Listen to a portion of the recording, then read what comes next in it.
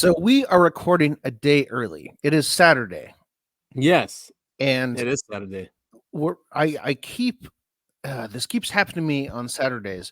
I get so pissed off because I wake up at normally during the week I wake up at like 5:30. Mhm, You mhm. know, it's Yeah. Saturday. It's my day off. I get to relax and do whatever, and I still end up waking up at 6:30. And No, you just and then you just wake up on the wrong side of the bed. At that point, of course. So you can't go back to sleep?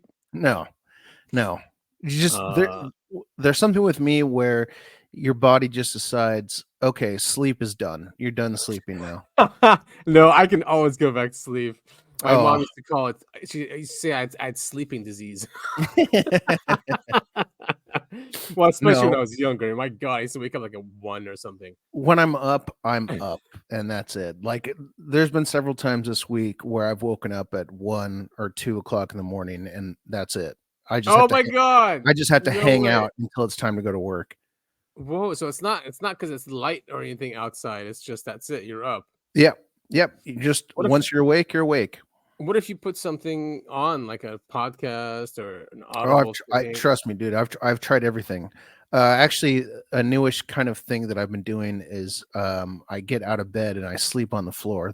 I'm not kidding. I do that because Oh, that typically helps me sleep. But I yeah. tried several times this week, Oh, and no. it didn't help. Actually, there's this really so in rehab they always come and check on you every hour or so to see if you're alive.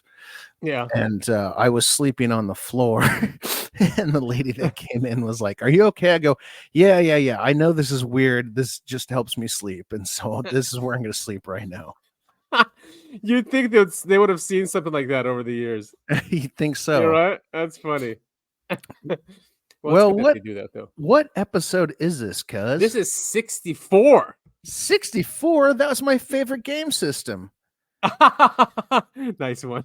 Yeah, 64 So bit this, all of you dear listeners out there, this is the Uncovering Anomalies podcast. podcast. That is I Want to Believe Adam. You can Hey, see everyone. his social media handle at the bottom there. I am titillating Topher because I like to titillate. I like to titillate. So, any reason you felt like that would be the word today, or just felt Yeah, it's a T word. yeah, That's okay, that's pretty much the long and short of it. There's tickle bitties. we Well, used I to mean, yeah, so I played football growing up, as you know, and we used to yeah. say big TDs because TD means touchdown, but it also means another thing. But we used to always chant that after we'd score. TDs, Big TDs. TDs. That's hilarious. Well, I mean, it's good to know that the last week's episode did much better than the week before that. And we know our theory of we said, all right, let's do an A/B test, or let's say the week before last it was called Government is Great, and it was a joke, but it didn't get too much traction. And then to test the theory, you said let's name it Government is Bad, and that did much better. Shocker. So people don't, I guess, sarcasm doesn't really Well, translate. it's yeah. I was gonna say it's hard to translate. Yeah. Especially I get into that trouble all the time where I'm texting somebody and I'll say something really sarcastic, and in my head I'm like, okay, this is clearly sarcastic, but over text, all you're looking at is words, so it's hard Yeah. to decipher that. I mean, on Reddit, they used to put /sarc, right? Just in case. Oh God, fucking Reddit. Oh, man. But You yeah, know, they did yeah. used to do that, or I guess now it's just /s. Oh, yeah, /s. That's what it is. Yeah. And they don't do this anymore, though. Like when they edit their thing, they actually put what they edited. Do they still do that? Like, why would you do that? I mean, I know you want to be transparent, but I mean, like, Honestly, I don't know. what annoys me the most is like when a comment will get a bunch of downvotes. So it's like in the negative 100 or Yeah. whatever, and they'll delete it. And I just go, you coward. Just who cares? Oh, They're right. imaginary internet points. And no one cares. Just leave it up. Why do you Right. care so much about this? Yeah, because he already got the negative karma points, right? I mean, Yeah. so yeah, it's not gonna change anything if you delete it. So I replied to a comment the other day, and he said the C word, the one that refers Oh, to a mhm.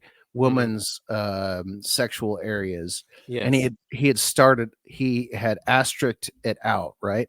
And Oh, I like one of the replied letters, you to him, mean? huh? Like one of the letters or a few of the Yeah, letters? yeah, yeah, Yeah, yeah. okay. Yeah, and I replied to him and I said, "This is the internet. You can say that word." And I called him a fucktard, and I was downvoted to like just What? That's and hilarious. yeah, and I go, and he deleted his comment, and I kept mine. I'm just going like, why do people care about this shit? It's so weird, Sorry, I'm man. cussing a lot today. No, I didn't notice, but yeah, I mean, yeah, maybe. But I hate the downvotes on Reddit because I'm like, that was a That's so good dumb. comment. It's always the really good ones. Like it's like it's a bot going around doing that. No, it's just so the downvote button. God, I've been on Reddit for like 10 years now, and it used to Yeah. mean this comment has no relevance to the discussion, so you Mm. downvote it and it goes away. Now it just means this is something I disagree with. Downvote. Oh, okay. The Yeah. the whole internet culture has changed. Mm. But Well, shit. Yes. can we not stop talk or can we stop talking about Reddit? Because I don't like to talk about Reddit. It's All right. stupid. All right. We're done. Let's talk about UFOs and UAPs Yes, my and favorite. whatever crazy stuff is going on in the world. I want to start out with this one.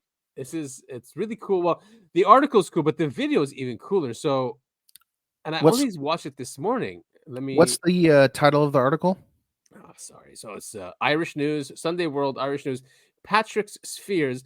Irish UFO expert says a new footage is key to flying saucer mystery.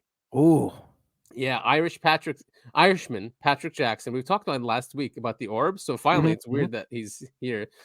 Believes he potentially has the answer to the mystery and has the backing of certain retired U.S. Air Force pilots and academics. So he's referring to this video here, and it's really, I mean, it's out of this world. So here, Aren't they all? take a listen. I don't know if you can see that, but there's something orbiting that planet over there. I don't know if you can see that, but there's See it? something orbiting that planet Wow. over there. Yeah, I see it. All right, now watch. See it? Okay, but what's the planet anyway? Yeah, I'm not so sure it's a planet. Not sure what's It's going on. Well, right wait, to he's your got left. a telescope. Oh, A 10-inch light sick. bridge made by Mead. 10-inch, not bad. I'm going to be filming that planet just right there. Okay. Now check this out. I've never seen this before, and I'm actually surprised my phone's doing this. But check this out. Oh my God. Whoa. It blew up. What the hell? It blew Something up. just Whoa, this blew the can't be hell up. real. It was orbiting, and now it blew up, and it's in outer space, and it's no longer there. I don't think this is a planet at all. I think this is. No, the planet didn't blow up. That's the object that blew up. I think these are like satellites from different countries fighting each other in space. I mean, it could be, but it's really far away. I love the slow motion sound effects. That's So pretty wild. yeah, so I mean, rare footage has emerged on St. Patrick's weekend, which supports the UAP global defense network theory. An Irish expert has told Sunday World. So this guy, Patrick, has identified these orbs within our planet, right? And they always come in Mhm. threes, he says. And he's a scientist. He's written a book called called Quantum Paranormal, he calls it. He's a scientist and he studied it and studied them scientifically. So he's saying that these orbs are made by ultra terrestrials, he calls them, or like another species, and they protect planets. And he goes and he thinks that's what exploded that one, what we just saw, whatever thing was coming into that planet. I really wish he had taken his phone out of the telescope so we could see it with the naked eye. Because I'm interested. I mean, I haven't heard about this from anywhere else. I'm interested to see if any other person like saw this. You know what I mean? Yeah, I mean, especially that he didn't say what planet it was, so I'm sure maybe someone else was watching that same planet at the same time. I So he goes, still don't think it was a planet. well, the planet didn't blow up though. No, I understand. I'm just Oh, yeah. well, okay. Go ahead. Go ahead. This guy was lucky enough to get it on video, but I think if anyone installs a decent night scope through a telescope, they will see it quite a lot. People would just need to make an active effort for a few hours per night. Too It many is what hours it per is. night. It's- But so you had mentioned earlier, 3 orbs. They're always, they're always in groups of 3. Yeah. Funny enough, when we watched that MH370 video, It's 3. there was Yeah. 3 orbs going Yeah. around that plane. Right. Interesting. But of course the MH370 guys think it was teleported, but if it really was those kind of 3 orbs, then it liquidated it. Can you imagine if you're on your way to Seattle or Sri Lanka or wherever, and then you just end up on an alien planet, and you're like, "Well, shit, now what?" Now what? Yeah, what am I doing here? Yeah. They're gonna eat me. What's gonna happen? There's 2 main formations, he says. Basically, a concise triangle in the sky. When the triangle is on its side, as in upwards, vertical configuration, it means the target is side on. Very interesting, because we watched that video last week where the triangle turned on its side. Oh yeah, that's right. So there was a Mhm. target there, Mhm. and he has type 3 spheres, type 2 spheres, type 1 spheres. If the triangle is pointing upwards, as in the triangle is flat in the sky, horizontal, then the target is either directly above or below. In the video, the spheres are in the horizontal formation. You see the big boom and the spheres fly away. You see them fly in before and checking it out as well. Really? Wait, let's go back to the video. I didn't see any. Yeah, I'd like to watch that again. I don't know if you can see that, but Wait, let's go back to the explosion, right? That's where he shows the spheres. What the hell? Oh, they're right here. They're leaving Something it. just blew the hell up. There's It was 3 of them. orbiting, and now it blew up. Check this out. I either I missed it or he Oh my only God. It he blew just up. missed it. What the Does he hell? catch the explosion on camera? Something No, just he just blew missed it. there. Okay. Because Now check this out. I've never seen this before, and I'm actually surprised my phone's doing this. But check this out. and they're yeah. Oh leaving my it. God. It blew up. What the hell? But yeah, it could be Something Star just Wars easily. blew the hell up. It was orbiting, Mhm. and now it blew up, and it's in outer space, and it's no longer there. Dude, I want to be in space blowing up shit. I'm just kidding. Dude, tell me about it. Tell me about it. Not everyone. A lot of people ask me what my dream job is, and my dream job is space trucker. You're driving, you're taking, whatever it is. Cargo. Yeah, cargo Yeah. to Venus or Mars or Oh, that'd Neptune. be so cool. Yeah, Yeah, that would be so much fun. It really would. I think so Just too. to be among the stars and just Yeah. out there. Yeah.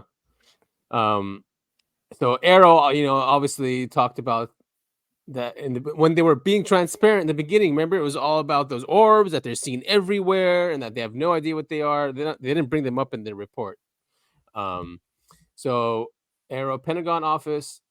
The new reports were ordinary objects and phenomena. Yeah, we all know this. That statement contradicts last year's AARO description of Mach 2 speed spheres appearing all over the globe, making very interesting maneuvers.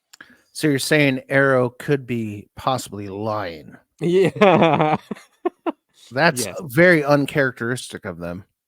very. Yeah, especially with Kirkpatrick, the guy would never lie. Yeah, Never. no, that guy has always told the truth. He's a doctor. He's a PhD. So he has to tell the truth. He's legally bound to tell the truth. Interesting you say that. We come up to something like that. Oh, good. So and he's been making the rounds too. He worked for the national, what is it called, the weather service we have. And I'm forgetting the name.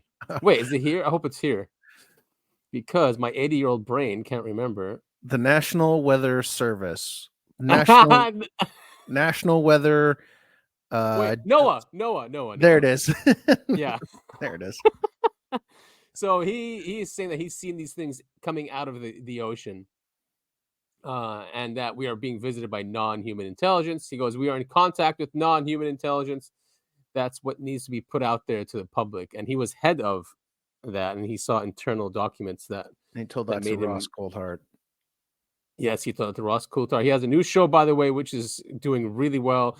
They show paintings here of like and statues holding Yeah, up spheres. this subject actually really fascinates me, and I've been very interested in it. There is a lot of, especially in the Renaissance, paintings of Yeah. everyone holding these spheres. Yeah. And there's never really been a good explanation. Actually, there's I can't remember the name of the painting, but it's got a picture of someone holding up what looks like the Russian satellite, Sputnik. Oh yeah, yeah, this one right here. Yeah, there it is right there. It's Yeah. Jesus and God holding it. Yeah, it's got the two antennas, Yeah, it's right? It's like, very, yeah. very interesting. I mean, the people that created these paintings were not alive during the fun UFO era, or maybe they were. Maybe it was a fun UFO era back then, and we just don't know. Yeah, I mean, they called them angels or sent by God, or Mhm. and now because we live in this technological age, what are they saying? They are AI-based machines. I came up with some binary code which makes the spheres interact. We have multiple videos of that. You can see them tripping the sensors. It's like they are having an interactive conversation. So we potentially have a second species on this planet operating this network. It appears they are keeping us out of trouble. We are like the I North. What? I doubt that last part. That they're keeping us out of trouble. Yeah, The because spheres, we're in a whole lot yeah. of trouble. I think they're keeping the planet out of trouble. I think that humans are just a small problem, and they show up when we become a big problem. Yeah, I think you're right. Spheres appear to look after our airspace. I like these says after our airspace. Hmm. I don't think it's ours. Yeah, I don't think it's ours either. That's no good catch there. Oh, and here's no, that's not the one we saw last week, but No, but I Manchester. mean that's a really good example of the three spheres over the night Yeah. sky. Yeah, I think I talked about the last week. I talked about the one in Vegas that's really blew my mind that I can't seem to find for some reason, and it was the same thing. It's three spheres in the night Oh yeah, sky you over spoke about that. Vegas. Yeah, and they're rotating, and it's very cool, but it's gone now. So what you got, Patrick Jackson? Yeah, so this is him. This is the guy, author, Quantum Paranormal. I think I want to get this. I can't believe I haven't read it yet. A 21st century analysis of the paranormal phenomenon. So he does link it to like ghosts too. Yeah, and we've talked about that on the show, Yeah. right? Right. Yes. Yeah. The occurrence of Type 3 spheres. He has got some cool videos. He even where's one like this one? Look at this video. See? Hey, Yeah. see I cannot remember which book I was reading, but the author talked about this kind of thing happens a lot, actually. Very, very small spheres that fly through, people's homes. Yeah, he goes possess transmedium capabilities, which angels were said in the past that they used to just come into walls, just pass through and talk to Mhm. people and change to become human form. Like that wasn't their real form. And Right, because they light. were made of Yeah. eyes and wings. Biblical angels look terrifying. Right. Yeah. Yeah. And then also that they're light beings. So here's another thing that so it fits that was being. So we've always seen this. I think I'm sorry. I don't want to burst your bubble. I honestly think that's probably a bug. Not this guy. Where's the bug? I mean, of course you're gonna say that's fine. You know what I mean? I don't. That's gonna be the debunker's argument. I mean, it's just I don't know. All right. So why is it on LiDAR? So here's on LiDAR. Oh, interesting. I didn't know it was on LiDAR. Here's another Oh, one. this is something different.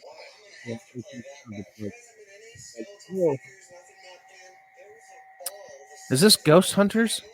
Whoa. I think so. Yeah. Who else? Right. I think it is. Yeah, I don't know. I don't trust anything that comes out of their mouths. And then what's this one? What's this one?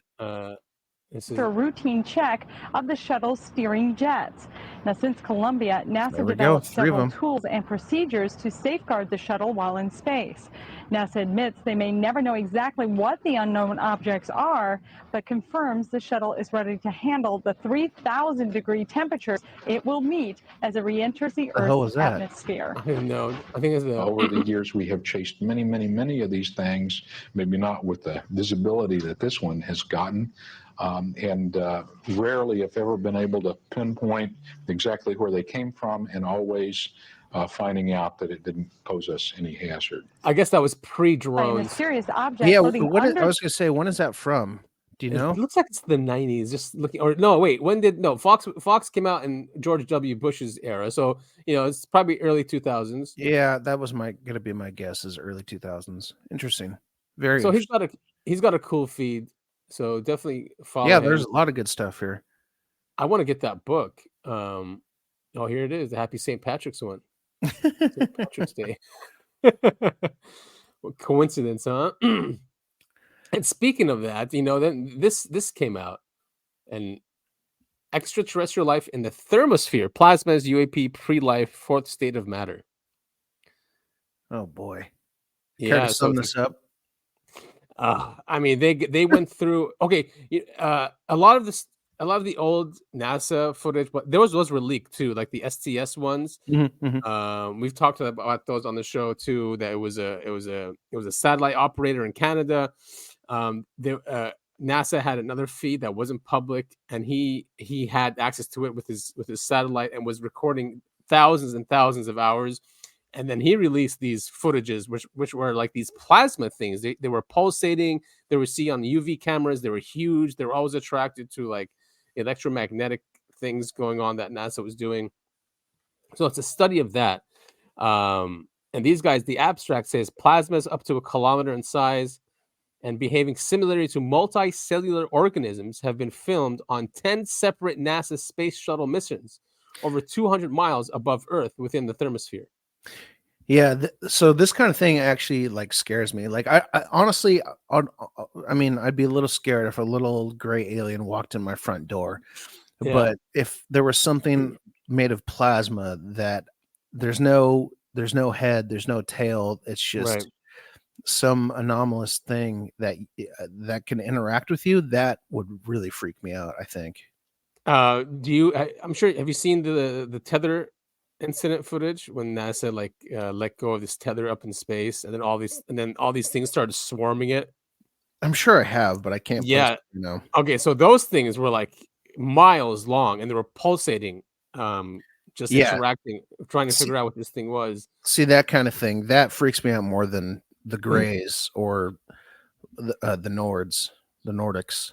So Foo Fighters also. So I think maybe these things, it has to do with some kind of consciousness, and then when something new happens or is going on, it just checks it out. It's like maybe they're like neurons. I don't know. I mean, who knows? It's just, Yeah, but I mean that makes sense. I mean, why wouldn't they? If this is their zoo, or the thing they're trying to make home, why wouldn't they want to check out something that that happens that's new?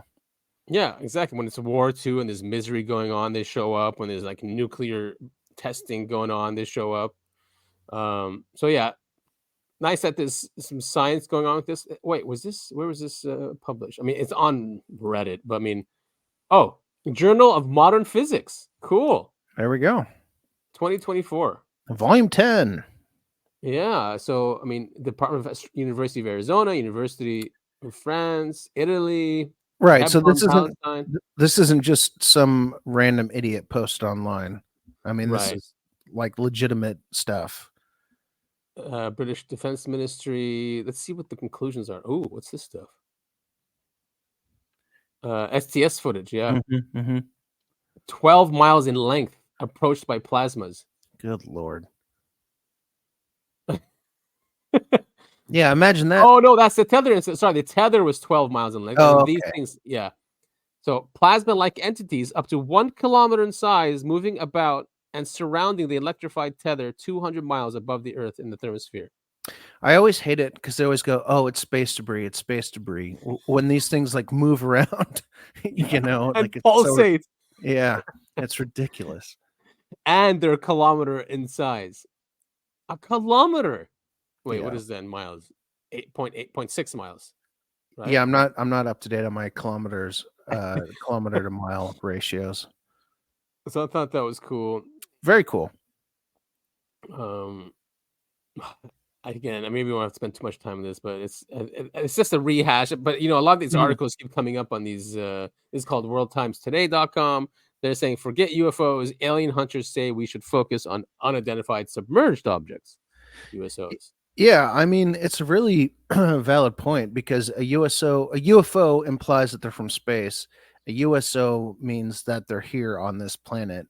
Yeah. Um, so I totally understand, this concern of we should be looking into USOs.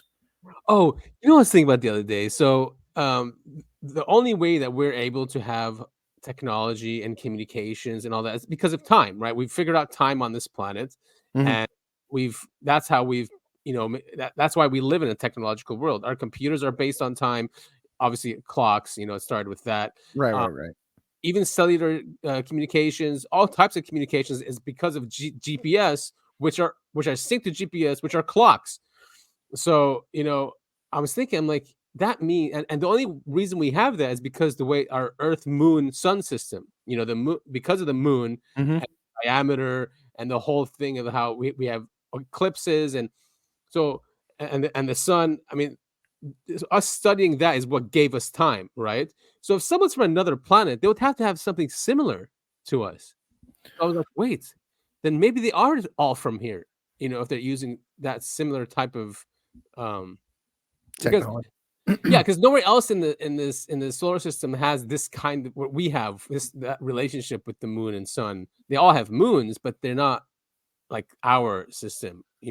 What if it's even weirder than that, where they make a treaty with King George VIII from Mm. I don't even know when he was around 1642, and they say, okay, so we're gonna do all this stuff, and he goes, yeah, yeah, yeah, I agree. And then 400 years later, here we are, and they're going, well, why didn't you already agreed to this?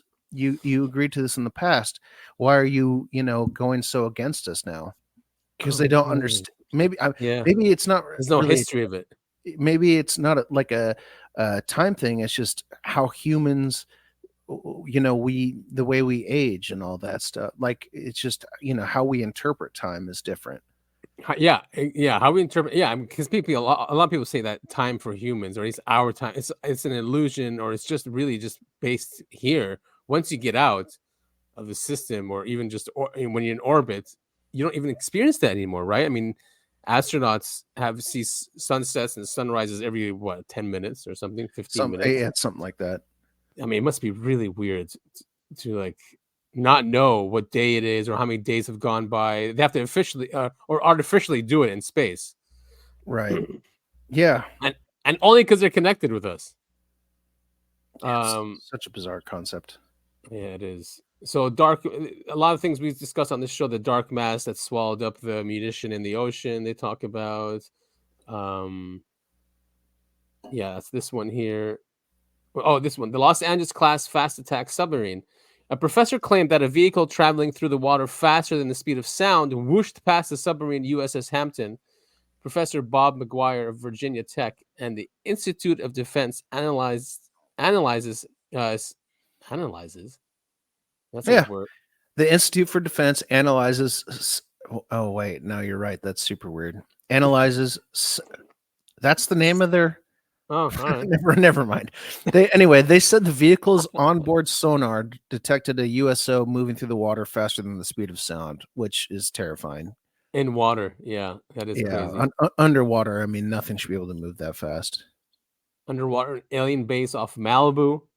Oh boy, Alien hunters. Oh, I think they're saying just in general, alien hunters I discover think what they many just call. mean UFO enthusiasts. Let's be Oh, real. that's the one. Yeah, like so that's the one we covered last week. The Google Yeah. Earth one. Mm-hmm. Mm-hmm. 2,000 feet. And then what else is there? I guess we must have covered all these. Yeah. So we Oh covered wait, I all got a these. challenge for you. Pronounce that name. Second paragraph down. Vladimir Azaza. Oh, not bad. Okay. Oh, wait, I want to hear from him. A former Russian naval officer turned UFO researcher said 50% of UFO encounters are ocean related, 15 Yeah.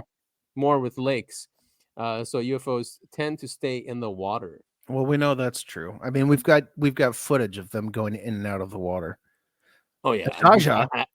Ajaja has claimed that humanoid creatures in strange, shiny suits were seen in the water by military divers in 1982.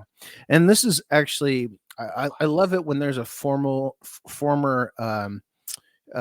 military guy who turned UFO officer. Me too. Or UFO researcher. I think Yeah. those are the most credible people. Well, yes and no, because there's a lot of people that we've talked about that are CIA related who are not credible. Right. But I think the soldiers or the ones that were debunking, all of a sudden they're like for it, right? In recent years, photographers have captured strange lights and mysterious vehicles above the lake. All right, cool. Yeah, I mean, yes, USOs are definitely. And then here's another one. U.S. Admiral claims non-human civilization is operating tech beyond laws of physics. This is the Daily Star. I don't have a good joke for that.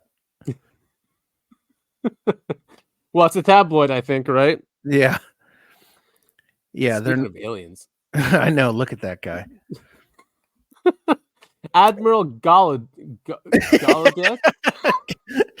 I think it's. I'm gonna say Gallaudet. Gallaudet. Yeah, it's French, or originally French. Sure. But yeah, he's an admiral, and yeah, he's been on many shows. He says, "Oh, sorry, go ahead." He says he became convinced that some form of non-human, probably extraterrestrial, intelligence was active in and around the Earth's oceans after seeing a pre-release copy of the infamous "Go Fast" video dating from 2015. This is in quotes. I saw the Go Fast video before it was released. I received it on a secret network, and that just convinced me that we weren't alone. Yeah. That doesn't really match up with AARO, does it? No, for some reason, it seems like AARO might not be telling the whole truth. He's still making the rounds, and now he's complaining more. He's just complaining, like saying, "Oh, I've been threatened." Was it his lesson? I didn't include it because I'm just sick of the guy. But he said that Kirkpatrick, right? Kirkpatrick, yeah. He said that he was in charge of some other thing. He goes, Matt. He goes, I wasn't even threatened by Russia and China as much. I'm threatened by my own people. Oh, jeez. Shut the fuck up. By threatened, he means he got sent mean tweets. Yeah. What a pussy. Dude, he's such people like him, like really, he's exactly like Fauci. Exactly. That's what Fauci did. Oh, yeah. Oh my god, man. These people, like, how do they find them, right? It's like they fit a mold and they just Vatican. The new theology is coming. Here is an exclusive text that is circulating confidentially around Jesuits, Dominicans, Franciscans, and Benedictines. So this is an Italian newspaper. It's Edge translated for me. It's Iglio. I don't know what I'm trying to say. It's Il Giornale d'Italia. Why do you keep? You're finding a lot of hard names to pronounce this week. I don't know. So this is circulating in the Vatican. Let's see, where is it? Look, like they're asking too, could this be why American intelligence has begun to formalize research on UFOs? So, I mean, not really. I mean, yes and no. AARO kind of deflated that. Wait, so hold on. Is the theory here that the Vatican is saying that UFOs exist, and then that's the reason as to why the U.S. government is now openly researching these? Yeah, that's exactly it. You nailed it. Yeah. Oh, okay. The new theology will teach that we are not alone in the universe, that God is not an abstract being, but that he is an omni-creating intelligence, the energy that spreads and the light that creates galaxies and solar systems. Therefore, the universe represents life, and terrestrial man is not the only interior of intelligent spirit. Indeed, from the smallest atom to the largest galaxy, they are all living beings. Suns, galaxy, planets are alive and possess intelligence, which has at times incarnated in men to speak to men and to help them in their evolution. Whoa, okay, that actually kind of freaks me out. I mean, that's really close. I don't want to get too much. I'm not going to read all that. So that the new theology, I don't want to get into like religion talk. That is very close to what I have come to believe the universe to be. That's just my personal opinion. I mean, religion and the secret societies have been all over this for a while now, since the 1600s and 1700s. The religion is just I mean, it's the evolution of human psychology, and you can take it back and just watch it just evolve, from a tribal god to universal god to a planetary god, and now we're talking about a universal, not even a being, but just a consciousness, a divine consciousness, and that's what they talk about. So That's it is that's actually super interesting. Now I'm more excited to read this second paragraph. okay. The new theology will eliminate rites and the exaltation of religious concepts. They will be replaced by teaching concepts that will have to be put into practice directly in every manifestation of daily life. Furthermore, it explains that the universe is the paradise of creation, and hell is everything negative that man chooses by virtue of his free will, and that purgatory is nothing other than the purification of the effects resulting from the causes generated by man. Yeah, wow, I man, know, right? I really hope this is going to really be the new theology. I appreciate a lot of this. It's your turn to read if you want to read that paragraph. Okay, so the new theology will explain that man is intelligent and that his spirit is eternal, that there is an eternal spiritual realm, that death does not exist, that life is eternal, and that the spirit evolves through the process of reincarnations.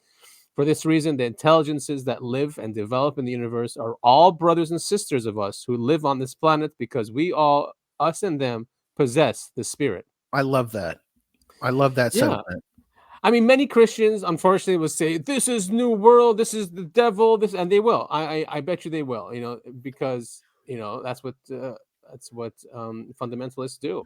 And they're going to But say this is a new world order, new world religion, and it's pagan. It kind of is pagan, I guess, right? yeah, No. no, it is. But I mean, honestly, what it comes down to is just being kind to your fellow man. That's Yeah. really all this is saying, because we're all part of the same project. We're all of this universe. So, be kind to one another. I mean, it's really not that different from a traditional Catholic sentiment. Mm-hmm. True. It's Right, just because Catholic is a universal religion, right? And yeah, it's not like it's not a tribal religion; it's universal, and it also teaches that all beings are created equal. That kind of thing.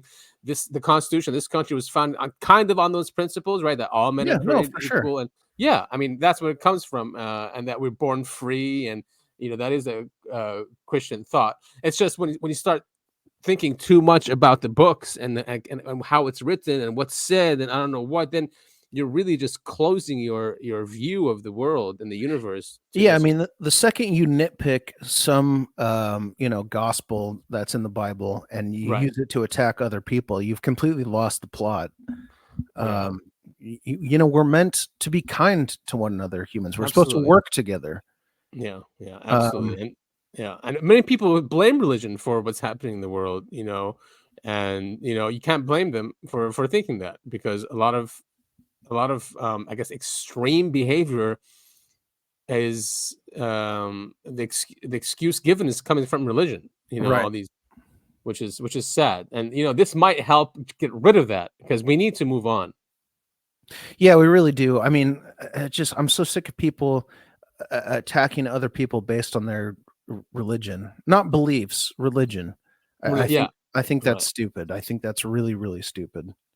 So here's a good one. It goes, in this cosmic being or macrocosm, there are, as in our body, which is a microcosm, antibodies, which are highly evolved beings, which know, we've talked about this, which know, we have which know talked about this. which know and obey the divine law, and for this reason can circulate freely in it and process what is necessary for it and eliminate what is harmful. No enzyme foreign to the cell is allowed to enter it if the former constitutes danger of the latter. In fact, even the cells of the cosmic being are equipped with their self-defenses, and these are the four primordial elements of creation: fire, air, water, earth, but also with self-destruction if necessary to admonish the man. Wow. Yeah, wow. But I mean, Cool. it makes sense. I mean, our body's made of billions, trillion. I have no idea how many Trillions, yeah, it's trillions, yeah. cells, and they all cooperate, and sometimes they fight, and sometimes they grow improperly. That's what cancer is, Yeah, exactly. And I mean, that's just the way our bodies work. And if there's an invasion or something, they Of, all work in concert to go after it, right? right. I mean, that's what white blood cells are for. I mean, that's what sickness is. Yeah. Yeah, I mean, Yeah. something enters your body that's not supposed to be there, and your body attacks it. You know, you get a fever. That's just your body, heating up your body to help kill off the cells that are not supposed to be there. I'm wondering if they're doing this because there is a decline in people going to church and people being religious, and they just Yeah, or it's multifaceted. I mean, I think it's likely. As we know, religion has kind of been tapering off the last couple decades. Yeah, and you can't But really blame. and this seems like a modern way to approach life in general. But I mean, I think a lot of people are seeing that religion, while not inherently bad, is used by bad people to control people. Yeah, exactly. Yes, all of them. They all do that. But when they first came, they definitely helped raise our species, raise our consciousness, civilize a lot of people. I mean, religion created communities. Yes, It really did. And I mean, community is a word that, well, it's hard to explain, but it just means, trusting your neighbor, going to your neighbor when you need help, going to your friends, and then all gathering in one place to worship or whatever. But, I think that's kind of the big point, is that we're losing that today. We've lost an agreed set of ideals. Those are like thrown out the window now. It's like, all right, well, if the law says I can steal under $1,000, then I'm going to steal under $1,000, kind of thing. There's no other thinking, but the state has become God, which is very unfortunate because, yeah. Anyway, that's another thing. So, Danny Sheehan was on Ross Coulthard. Sorry, really quick. I don't know if we're going to talk about this on the show today or not, but have you seen all the stuff about squatters recently?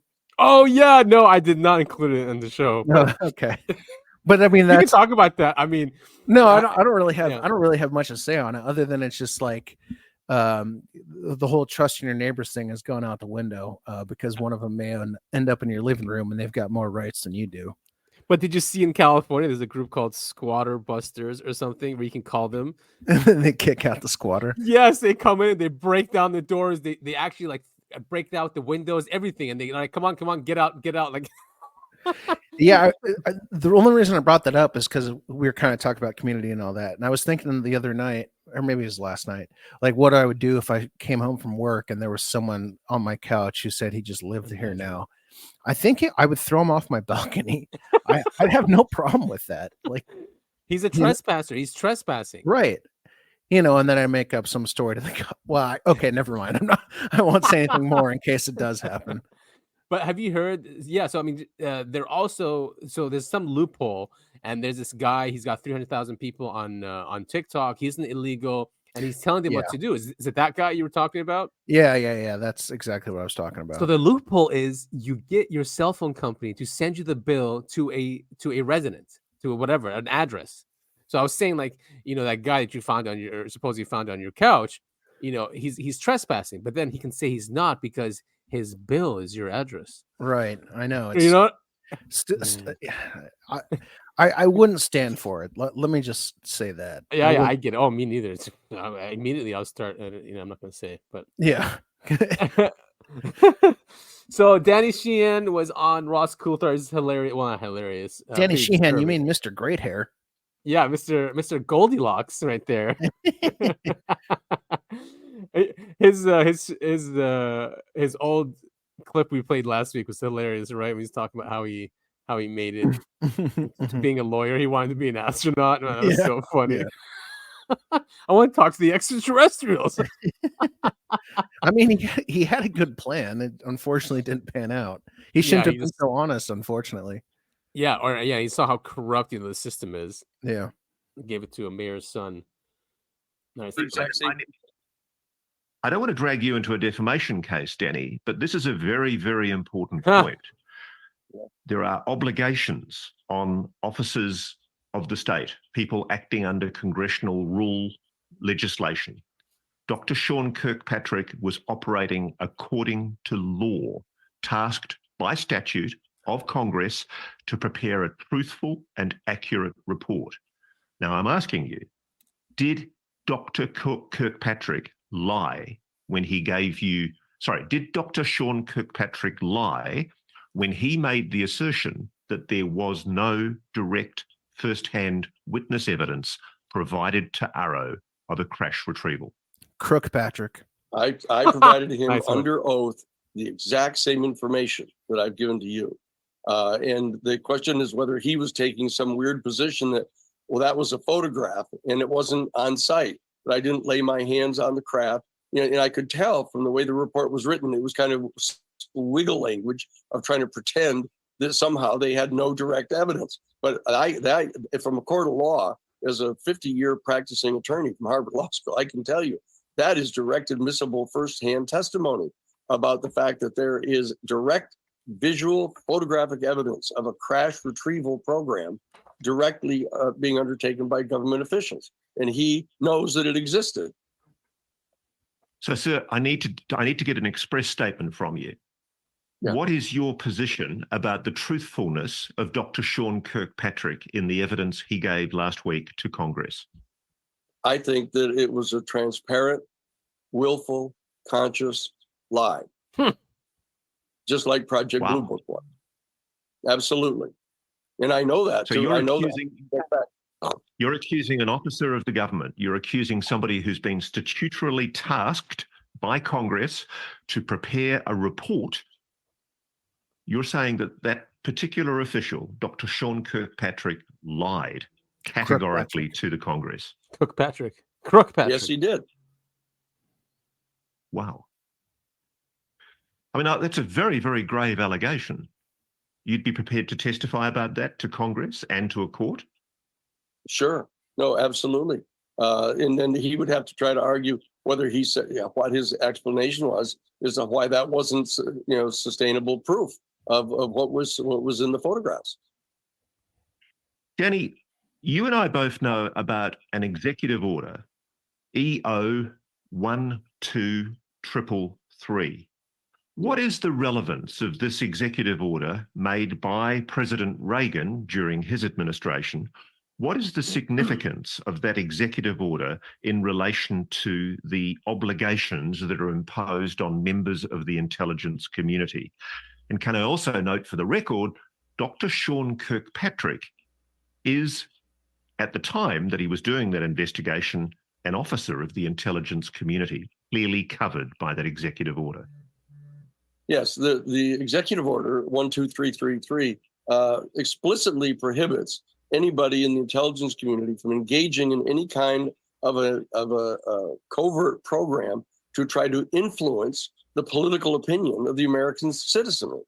That they're prohibited from engaging in things like that there was a thing called public diplomacy, which ironically enough was undertaken during the Reagan-Bush administration. They had a whole program called public diplomacy where they were lying about Iran-Contra and denying that they were providing any weapons to them. And I knew that that was a lie.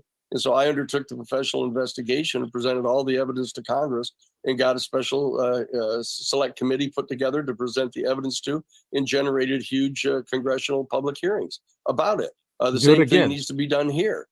This is a lie about them insisting that they don't have any such information.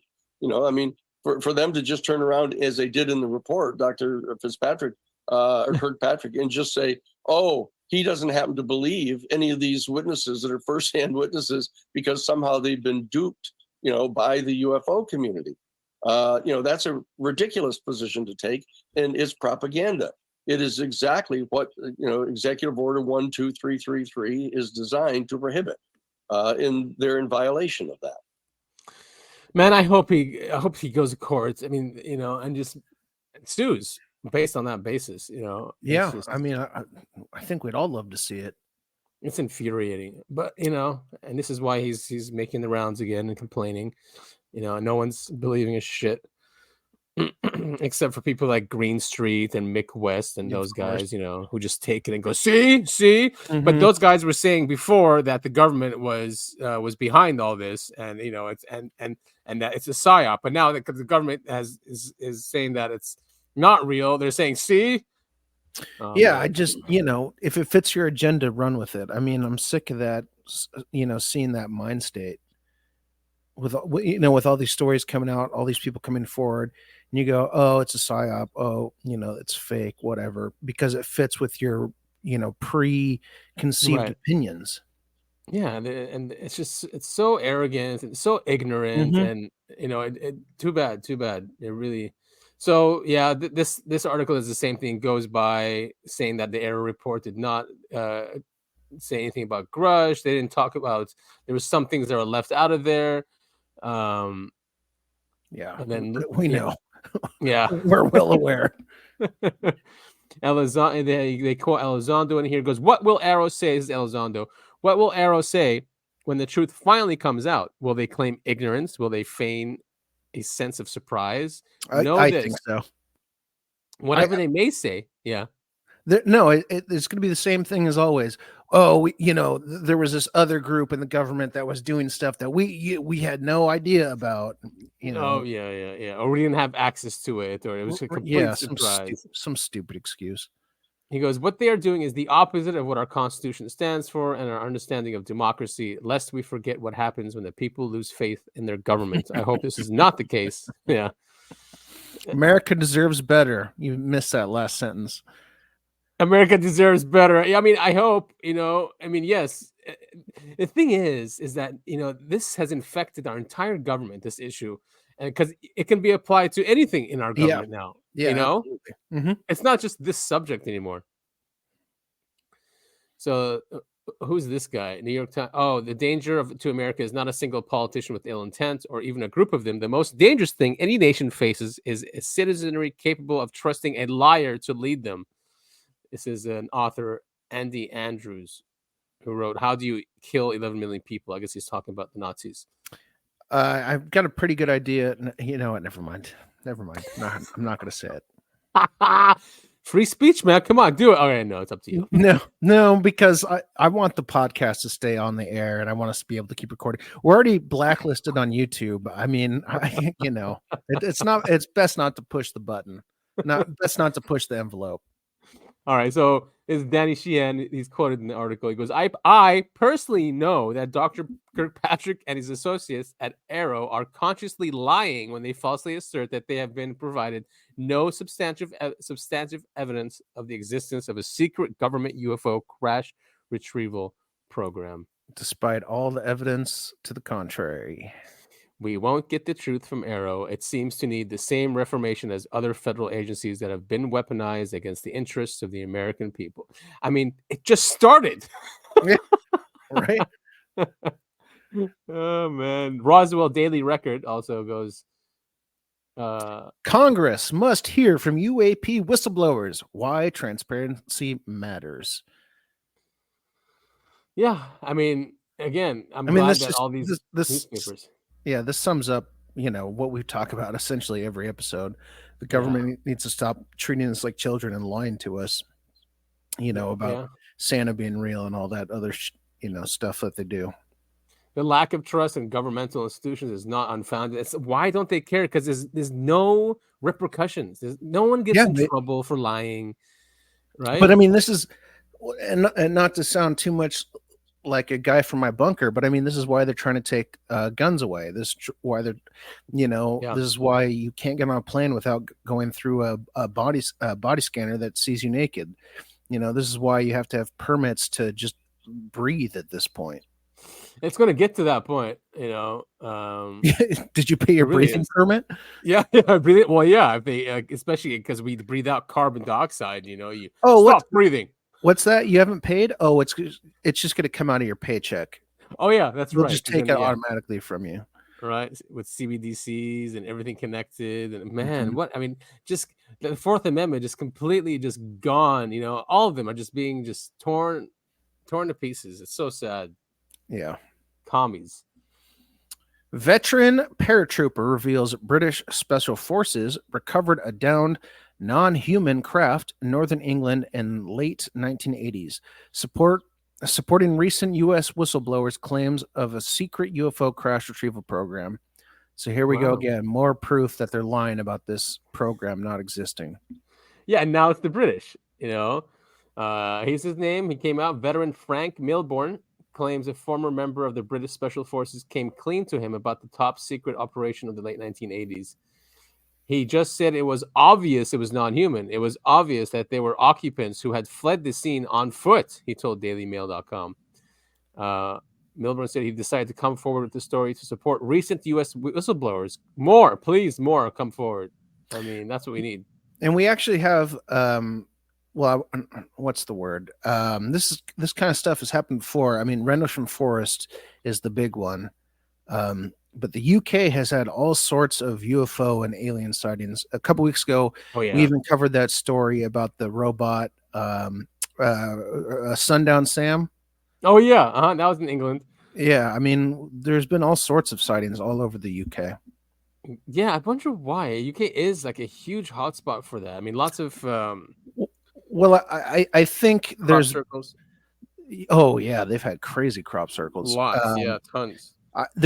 Obviously there's been a bunch of sightings like this all over the world, but as much as I don't like the UK government, they are, I'd say, well, I don't know, they're in the top 5 for freedom of the press. Mm-hmm. Yeah. And so that's why we have access to stories like this. So right, Daily Mail is from the UK, which that's a good point. So he served the 1982 Falkland War. Okay, so he told me they were deployed in a troop-sized unit, maybe 20 to 30 special forces operators. They'd been told by the RAF, which is the Royal Air Force, that a craft which wasn't Russian, British, or American had been downed. So they shot it down. He said they were tasked to secure and retrieve the craft in the north of England. So, all right, so it's not like they landed in England. They just shot it down. Yeah, and that's where the UFO crashed. They established a cordon and perimeter. They approached the craft. Didn't describe the craft. He just said it was obvious that it was non-human, and it was obvious that there were occupants who had fled the scene on foot or whatever you want to call it. Oh, jeez. Oh, look at that. Top secret. Your eyes only. UK eyes only. That's hilarious. Collision risk. Oh, look at that. They talk about UAPs and high altitudes. Yeah, nothing to see here. It's all drones and balloons. This guy obviously made the whole story up, took all these photos, forged that document. It's all fake, folks. There are no UFOs or aliens around here. There he is in the unit. They blocked everyone else except him because he came No, forward. that's photoshopped. Oh, that's AI generated. Oh yeah, AI generated. Chat That's right. We GPT live in that did world. that. So that's just nuts. It really is. Pentagon's UAP task force. Good article. I mean, the good thing about the Mail, the Daily Mail, is that they might start with that, but then they continue just like you don't know anything about the UFO subject. They just they go through everything. Yeah, they explain it really well. Air Force pilots. Anyway, so that's a good one. Mm-hmm. I don't know if we want to see this, but it was a good find by UFOB on X. It's Donald Kehoe after the Condon report. The Condon report in the 60s was done. NICAP was part of that. So he did a press conference because the Condon report did the same thing as AARO. They had they were studying all these sightings and all these whatever. And even though they said like 20% were still unidentified, they don't know what they are, the Condon report said, oh, there's nothing, it's not worth of scientific investigation. And the CIA and the government still uses the Condon report as an excuse for not looking into UFOs. Yeah, just like they used Project Blue Book. Right, yeah, exactly. That we're done now. Oh yeah, that's right. 5 minutes, he says something. Oh, it's gonna do its usual. Aha. Yeah. X needs to fix that, or it might be a browser issue. And just remember, folks who are watching, we are professionals. Technically, maybe not technically. I don't think we've gotten paid for this. So. Right. No. Oh, here it is. No, I'm not referring to the ones which have such high speeds and maneuvers at high speeds. They're completely beyond the possibility of anything we have now or even planning. the speeds, and the Air Force has put some of these on record. There was one case that they never have explained, where an object, a very large object, was tracked by radar, and a number of small objects which were tracked 5,240 miles an hour from a B-29. And people on board the B-29 saw the small objects. They merged with the big one, which then accelerated to over 9,000 and went off the scope. Wow. Or remote control. By aliens of whom we know nothing. But just remember, there is no evidence that aliens exist. Well, that was Mr. Lowe's expression, a non-believer. Yeah, so he said that they saw with their eyes and radar, right? They were on a B-29. They saw small objects go into a bigger object, and then that big object took off at 9,000 miles per hour. Yeah, I mean, in the 60s. Yeah, just crazy stuff, man. It is. So he was so frustrated, and then they start saying, "Are you a grifter?" After that, he goes, Yeah, you know, I mean, he goes. You Yeah. can tell he's even frustrated now during this speech. Yeah, I mean, NICAP, he said, hardly made any money. It was always gonna go under, and it was just subscription based. So he wasn't grifting or anything like that. But you know, sorry, yeah. before we start this, can we take a 5-minute break? I need to use the restroom and refill my water. Yeah, of course. Go. There we go. All right, so what do you got here?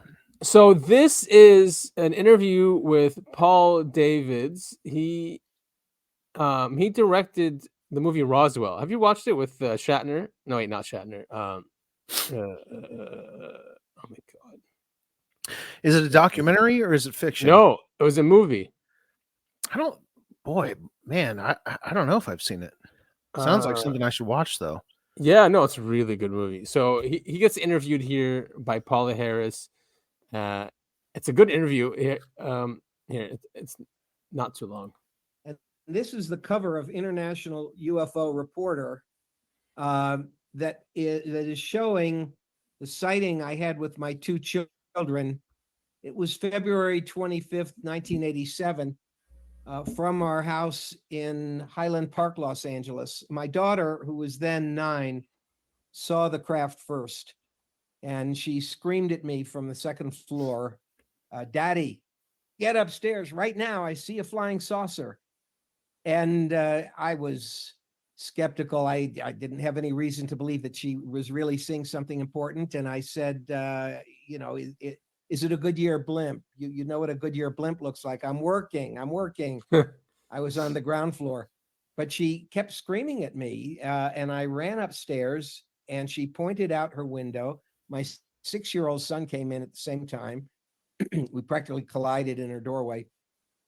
And what I saw was a classic dome disk in broad daylight, descending from a puffy cloud above, coming toward us. And we opened her window. We went out on the roof and we watched this flying saucer out on the roof for several minutes as it made silent maneuvers and really approached our house. It came to the point where it was either over the road in front of our house or over our neighbor across the street's roof. Crazy. And we're up on a hill. And after seeing it, some of the moves were sort of classic, the wobble that's been described since 1947, when a flying saucer is remaining still, hovering. And then it flew down over the valley that we looked down on. And as it approached a 3-story building that used to be a schoolhouse and now was tenement housing, it vanished. It disappeared. It wasn't like it flew off at an incredible speed, or it wasn't there anymore. You couldn't see it. That was my first introduction to this field, and it's the reason that I became so completely immersed in it. I mean, from that day on, I began reading many, many books, over 100 within a year. I consulted with scientific specialists, people at Jet Propulsion Laboratory. I had an opportunity to discuss it with director Robert Wise, who directed the famous film The Day the Earth Stood Still. Great movie. And this began to open up the door that 7 years later led to the production of Roswell from Showtime. It took 7 years, but it was within a month or two of the sighting that I found out about Roswell for the first time. It was not well known at all. Robert Wise, I found out he was really interested. Did he ever have any conversations with you about UFOs? Yes, and he believed they were real, and he came to that certainty while he was making The Day the Earth Stood Still, when some high-level people from Washington came in, were on the set, and told him that he had no idea how close to reality his movie was. And from that point on, he had the same thing happened to Zabel, the guy who did Dark Skies. He said when he was making that series, he had NSA guys come to his set and said the same thing to him. Didn't the same thing happen to the director or creator, showrunner, whatever, for the X-Files? Oh, him too? Yeah, I think so. Oh my God. So yeah. So that's crazy how, of course, it's always sightings that make people, that's it. It switches something on. You become, and he said immersed, and he read 100 books in a year, he said. And, this is what happens when you see them. You're like, what the hell was that? Yeah, I mean, that's exactly how it happened for me. I'm sure it's the same way it happened for you too. Yeah, exactly. And that it just, it happened again and again. And I guess that's what happens. Now, there are people who are seriously believe in this subject who have not had an experience. No names come to mind now, but there still are. Sure. But the ones that don't, always either dismiss it, or maybe they have had, and they just make up reasons that why they saw that was I think there's just something in your brain that goes, I can't accept this, or I can't accept this. I want to know more. Now you sent this one to me. Did you see the comments on stupid Reddit? What this is? As much as I use Reddit, I absolutely hate that website. Dude, those people are something. They're idiots. They're complete idiots. Or they just put or Reddit, the platform, put those comments up. Like they were seriously saying that it's a Mylar balloon that's closer to Earth. It makes obviously a shadow. That makes no sense. I know. I saw the comments and I was just like, that is the stupidest thing I've ever read in my life. That makes no sense. I mean, what's that shadow? Please say what that shadow is. If it's a Mylar balloon, I mean, seriously. Very, very cool footage, though. Regardless of the stupid Reddit comments. And he caught it on his telescope. If it really is on the surface or close to the surface on the moon, that thing is like the size of Manhattan. Yeah, I was gonna say that thing must be huge. Yeah, it is. I mean, all right. I'm not gonna 100% say, but it's the shadow. I mean, look at the shadow. I'm sorry. I know. Maybe around here it might be a balloon, but then the shadow starts turning exactly with the light source right there. Mm-hmm. So sorry, man. My allergies. I have something too. My allergies going nuts right now. I think it's because of the wind. Well, I guess the wind's died down. Hopefully, is it raining where you are too? It was. Now it's just kind of dark and gloomy. Yeah. Anyway, this is really, really cool footage. It is, and again, no proof, but it could be one of ours, maybe. But it's going fast too. If you think about it, the moon is not small, right? And this really didn't show much. I tried to if you zoom into it, it could be just a smoke thing. I don't know. That looks like, to me, it looks like something caught on the wire, but I don't know what the hell it would be. Yeah. Maybe a tree branch that got blown in the wind. I'm trying to come up with excuses, but this was something weird. Actually, Mexico. This is a shot from Mexico, right? This is Carson City. Where's Carson City? How do I? Is there an exit? Normally just hit escape. Yeah, I did that. What if I go back? Oh, okay. So Sunday in All right, Carson City. so not Mexico. The reason I brought it up is I don't know if you've seen all those crazy YouTube videos of people seeing, they call them witches because it kind of looks like someone sitting on a broom, like the Oh, stereotypical witch. yeah. But it looks like people flying and floating. That happens all the time in Mexico, apparently. Really? Like on a jetpack? I have no idea. I mean, this has been happening for years. But yeah, I'm reminded of the jetpack guy. Yeah, that's what he's saying. I thought it looked like a man in a jetpack. My husband thought balloons. My sisters didn't offer their thoughts. I'm going to say the time it was between 5 to 6. 15 to 20 minutes. So wait. Government, da-da-da. She started alarmed and big-eyed. The rest of us move back to the picture window and see the oddly shaped black object propelling forward towards us, now only a street away. Oh, wow. Yeah, I mean, jetpacks are a thing now. Yeah, apparently. It doesn't really much look like a person on a jetpack, though. It looks like smoke to me. Smoke? You think so? I don't think like, that looks like smoke. What is that? You know what it looks like? It looks like a little kid on a pogo stick that just got too high. Man, he's powerful. He's been. But what's this thing? I know. I was wondering about that too, actually. Yeah, no, there's no good answers here. Just another anomalous thing in the sky that nobody can explain. Right. Oh, this one. Oil rigger spots UFOs hovering for 10 minutes above the deck before zooming off in an instant on the Mexican coast where locals believes is a submerged alien base. Look, he took pictures and everything. Oh, wow. Yeah. That's a great photo.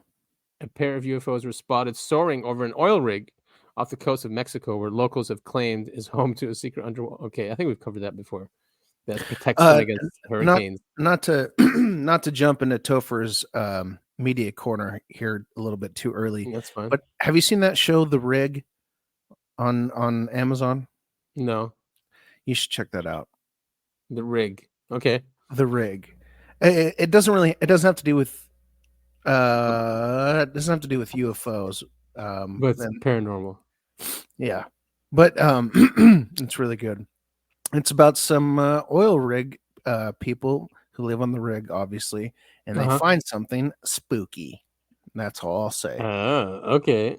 I've got one more. I've got two more recommendations for you, but I'll wait until we're I started Fallout, but yeah, we can talk about that. All right. So yeah. Okay. Now I've got 3 things to talk about. This guy goes, my contact said the UAPs showed up as they were putting the oil rig's legs to the seabed, said Pat. The rig, known as a jackup, is a barge fitted with 3 long support legs that can be raised or lowered. One of the images shows the saucer-shaped craft hanging in the night sky and towering above the oil rig. A close look at the object shows at least 10 round lights circling the bottom, the only portion that is truly visible in the photo, and that's here, this photo. These 10 round lights. Crazy. That's so they were messing. Cool. Yeah, because they were messing around in the ocean floor. As always, that's how it goes. That's where they live. That's why everyone's so concerned about USOs. Right, exactly. I mean, we're sharing a planet. Mm-hmm. Or maybe they're sharing their planet. I think that they're kind of renting it out to us. That's what it kind of feels like. But you're right, or using us for something, or who knows. So it became 3 lights. It looks like at some point before taking off. Yeah. While the rigger said that the other UFO was triangular. The only clue about its design is how the 3 lights as its base are positioned. Oh, so not necessarily triangular. So there's one circular. Mm-hmm. And one with 3 lights. Maybe the 3 lights is a human one to come check it out. Yeah, it could be. And it took off. Where's his testimony? I'd like to know what he said it is. Yeah, that's a good question. Hovered for 10 minutes and then zoomed off. All right. Is that it? My contact said the UAP. Okay, no, that's the guy who wrote the article or something. Yeah. He's a second person. X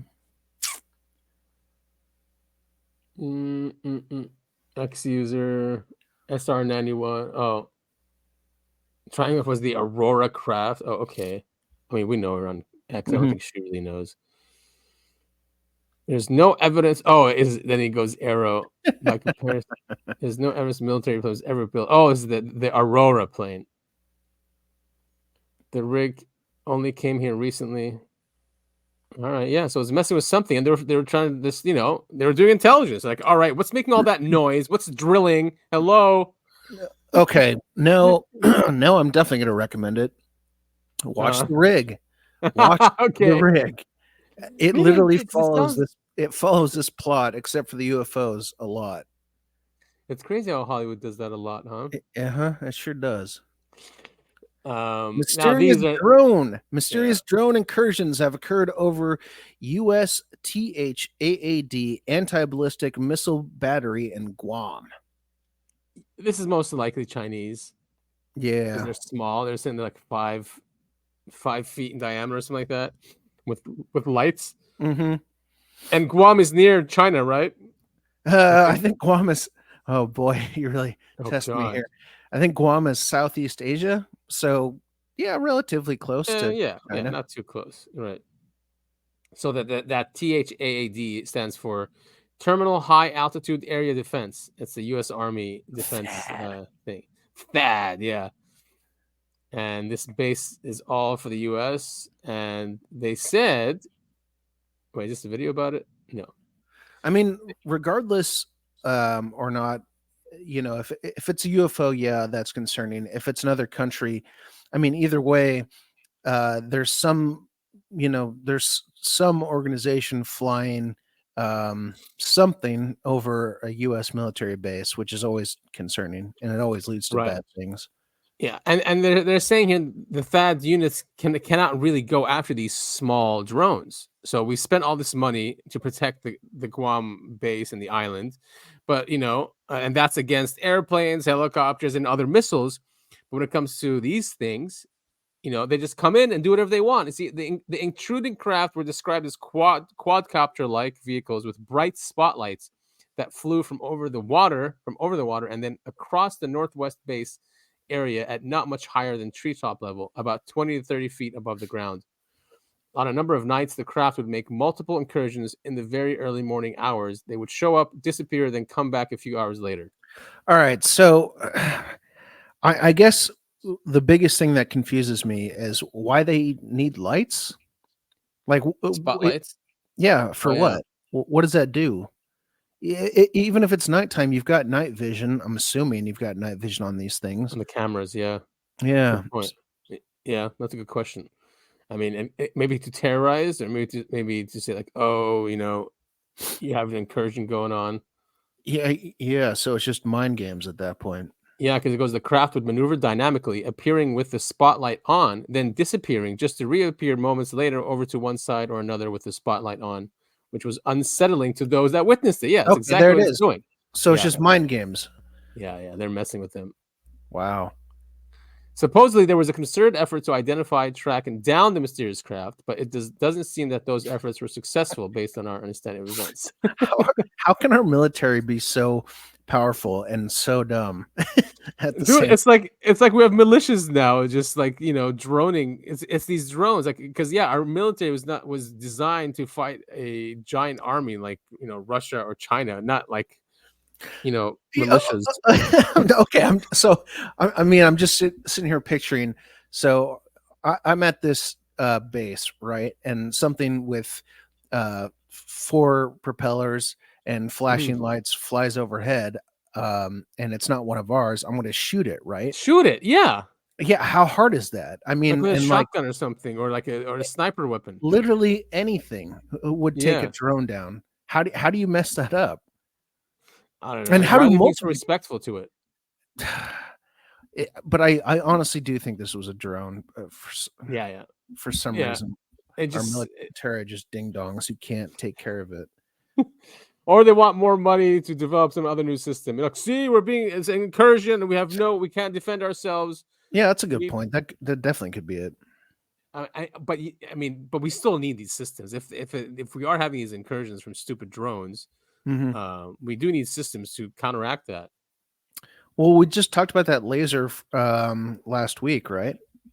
Oh yeah, the UK one. Yeah, why can't they use that? Exactly. What, we don't have that? Like, are you serious? It's almost like this is just one huge game that someone else is playing. What's this? Task Force Talon Masudin Manglers. Oh, come on. Beijing's targeting. Yeah, see, so it is. I mean, they're focusing about China, and they're focusing on China. I mean, yeah. So definitely. Oh, and that is also why this probably came out. This is although it was end of 2023 or last. Sorry, it was last May. It was wow. It was a general. It was a. They call it a gen. I think you Gen admin. Oh, there we go. A gen admin message that this is an unclassified report that they sent out to everyone in the military, and it had to do with UAPs. So Dean Johnson filed a FOIA in August, and they actually released it to him. So he has his initial observations. But I thought UAPs weren't real. Yeah, I know, right? I mean, if they're not real, why even go through all of this? And if it's just a hoax, and just congressmen were duped by a small group of UFO enthusiasts, why is our government sending this all the way across all channels? Yeah. Oh boy. Yeah, and it has an introductory paragraph. The U.S. government has observed UAP in or near the territory and or operating areas of the United States, of its allies, and of its adversaries, and observing, identifying, and potentially mitigating UAP has become a growing priority for U.S. policymakers, lawmakers, and warfighters. The potentially ubiquitous presence of UAP defines the national security implications of those anomalies, which range from operational hazards and threats to technological and intelligence surprise to adversaries' strategic miscalculations. It is imperative that the DoD provide UAP incident, incursion, and engagement reporting data and material for the department's detection and mitigation of potential threats, exploitation of advanced technologies, and informing policymaker and warfighter decisions.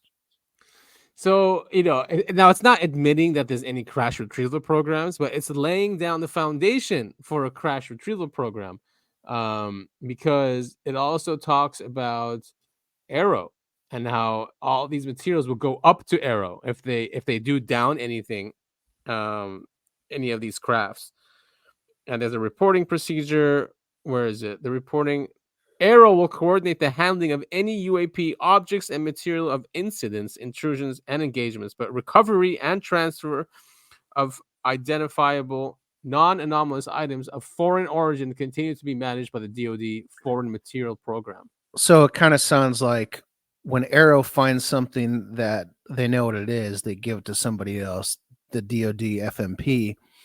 But it kind of sounds like when they find something that they don't know what it is, they might recover it. Yeah, right. Exactly. So it's not admitting a crash retrieval, but it does say that, now there is one. Kind of hints to it. Yeah. So additional context. And he did share the entire thing. There it is. Unidentified anomalous phenomena reporting and material disposition, gen admin. Ooh, it's too small. But yeah. And there's a drive he shares. So, our listeners can go and download that. Where is that one comment I liked? Oh yeah, he goes, "LOL is Duncan Rhodes." He's editor of Nexus magazine. He goes, "Another nothing burger, a standardized reporting procedure that just brings in more intel to be buried by the eternally corrupt U.S. federal government and its agencies." Yeah, he's I think he's spot on with our humor there. He gets it. He gets how stupid this shit is. Yeah, exactly. And just an excuse for them to bury it, right? It'll just come to them like, oh, here we go. Now we have more data, and they're not going to tell us about it. No, of course not, because we're children and we don't deserve to know. No, we don't deserve to know. I mean, I don't deny that the human species is a lot of us. There's many people who are dumb. There's many people who are smart. There's many people in the middle. There's religious people that are non-religious. Like this. So how do you deal with that? Is that why they just blanket denial? Then why don't they make a system where you go through something, I don't know, like secret societies do, where you go through some tests, or they can figure out if you're worthy to know, or if you can handle it, kind of thing, instead of just the blanket denial. I mean, I don't know, man. It's difficult. So, okay. All right. So have you heard of the 80-10-10 rule? I heard 80-20 is the same thing. Yeah, 80-10-10. Yeah. 80-10-10. So 80% of people are just their followers. They're going to do whatever you tell them to do. Okay. 10% are leaders, heroes, whatever. Mhm. They're always going to make the right choice. They're going to do the right thing. Mhm. And then 10% are just pure, evil. Psychopath. Yeah. Yeah, complete psychopaths. And I think that rule really, that's a rule about general society, the 80-10-10. Mm-hmm. And I think, I kind of think that's what the government's going for, is as long as you can convince the 80% to do what you want, I mean, that's it. It's over. Because how is that 10% who are good going to do anything about it? Yeah. They're not going to fight the 80%. They're not going to fight the other 10% who are evil. Right. They're stuck making the right decisions. And I kind of think that's what all this is. Yeah, interesting. And I guess that comes from, because people always say like it takes 10% to change, or it's a tipping point or something, or the revolution, the U.S. Revolution, the American Revolution was only 10% of the population that that because they were awake to it happened, kind of thing. But these days it's different, very different. Oh, here we go. This I think I sent you this morning. This one. I don't think this morning. I don't think I've seen it, but astrophysicist says he's cracked the equation for time travel. Isn't that nuts? I mean, it comes out a lot. This is earth.com, so it's not like some small website. I think so. I don't know how you feel about this. I don't think I think one of the rules of being human is there's no going back. We travel one direction and that's it. Yeah. So I don't think there's ever going to be going back in time. Otherwise, we'd know. Hitler would have never been born. The economy would have never crashed all those thousands of times. Unless, but it's always the rich always get richer, the elite always get more entrenched. I mean, maybe they do have like time travel things, because they always win no matter what, even any catastrophe it is. Well, at least it's World II. Okay, let me rephrase it. The same establishment since World War II have been the winners for that long. I mean, it's a long time. We're in 2024 now. That's just because they figured out the formula to win. I don't think it has anything to do with time travel. Yeah. Also, I've also figured out the key to time travel. Are you ready? Yeah. All right, we're gonna go 5 seconds into the future. 5, 4, 3, 2, 1. We're 5 seconds in the future. Congratulations. Time is relative again. It's a construct. It is a construct, right?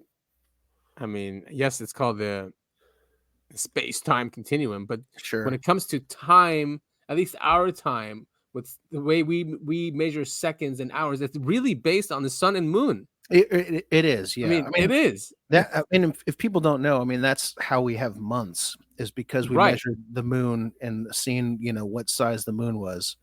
Right, exactly. Or whatever shape it was or whatever. But that's how the menstrual cycle is 28 days too, which follows the moon. I mean, we just evolved here, and our bodies have evolved here with that system.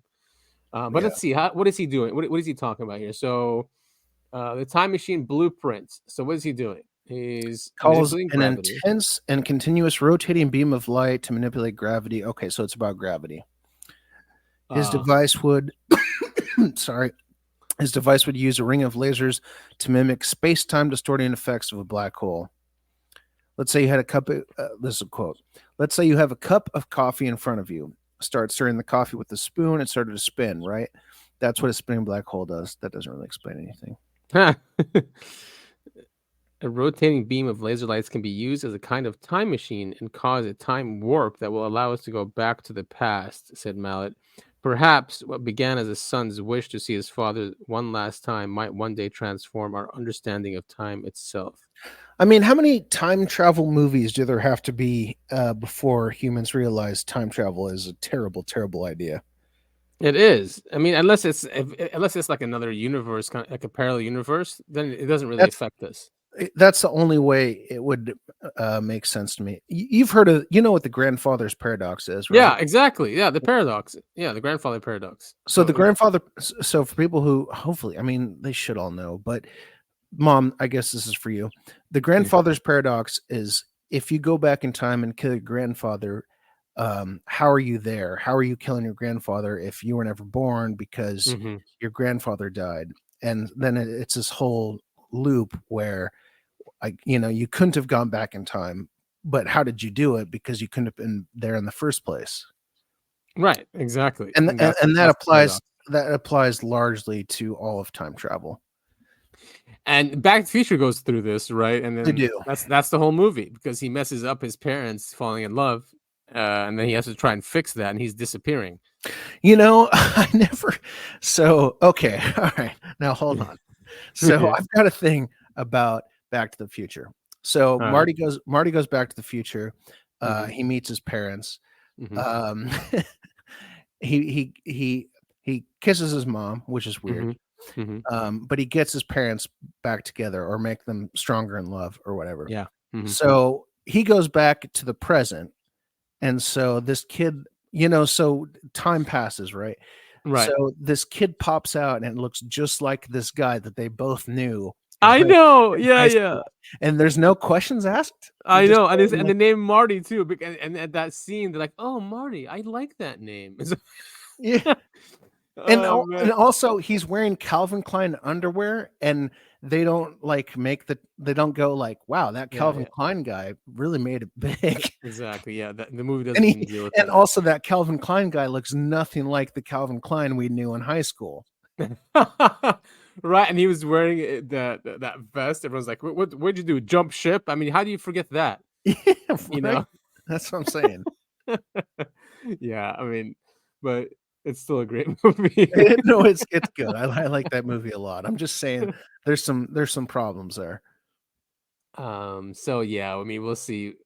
He's talking about black holes and lasers, and I don't know why it made the news, or Earth.com, but he's a professor, and they're not saying professor of what and where. I hope it stays theoretical. I don't think creating any kind of black hole on Earth is ever going to end well.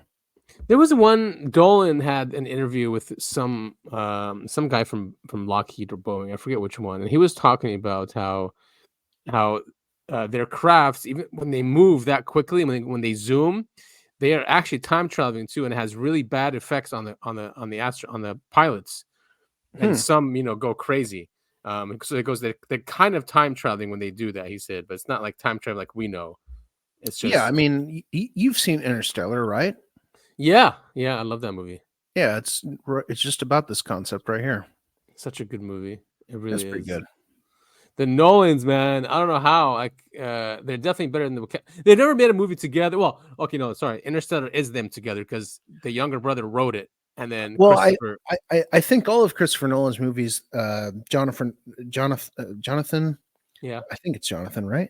Yeah, I think so. He was always a writer on all of Christopher Nolan's movies. Oh, okay. I thought just Interstellar was the only one that he did. No, I think they always. I'm not positive on this, but I think they always work together. Oh, very cool. Okay, I like that. I like when it reminds me of the Wachowski brothers. Sorry, once the brothers. I don't want to misjudge them or anything.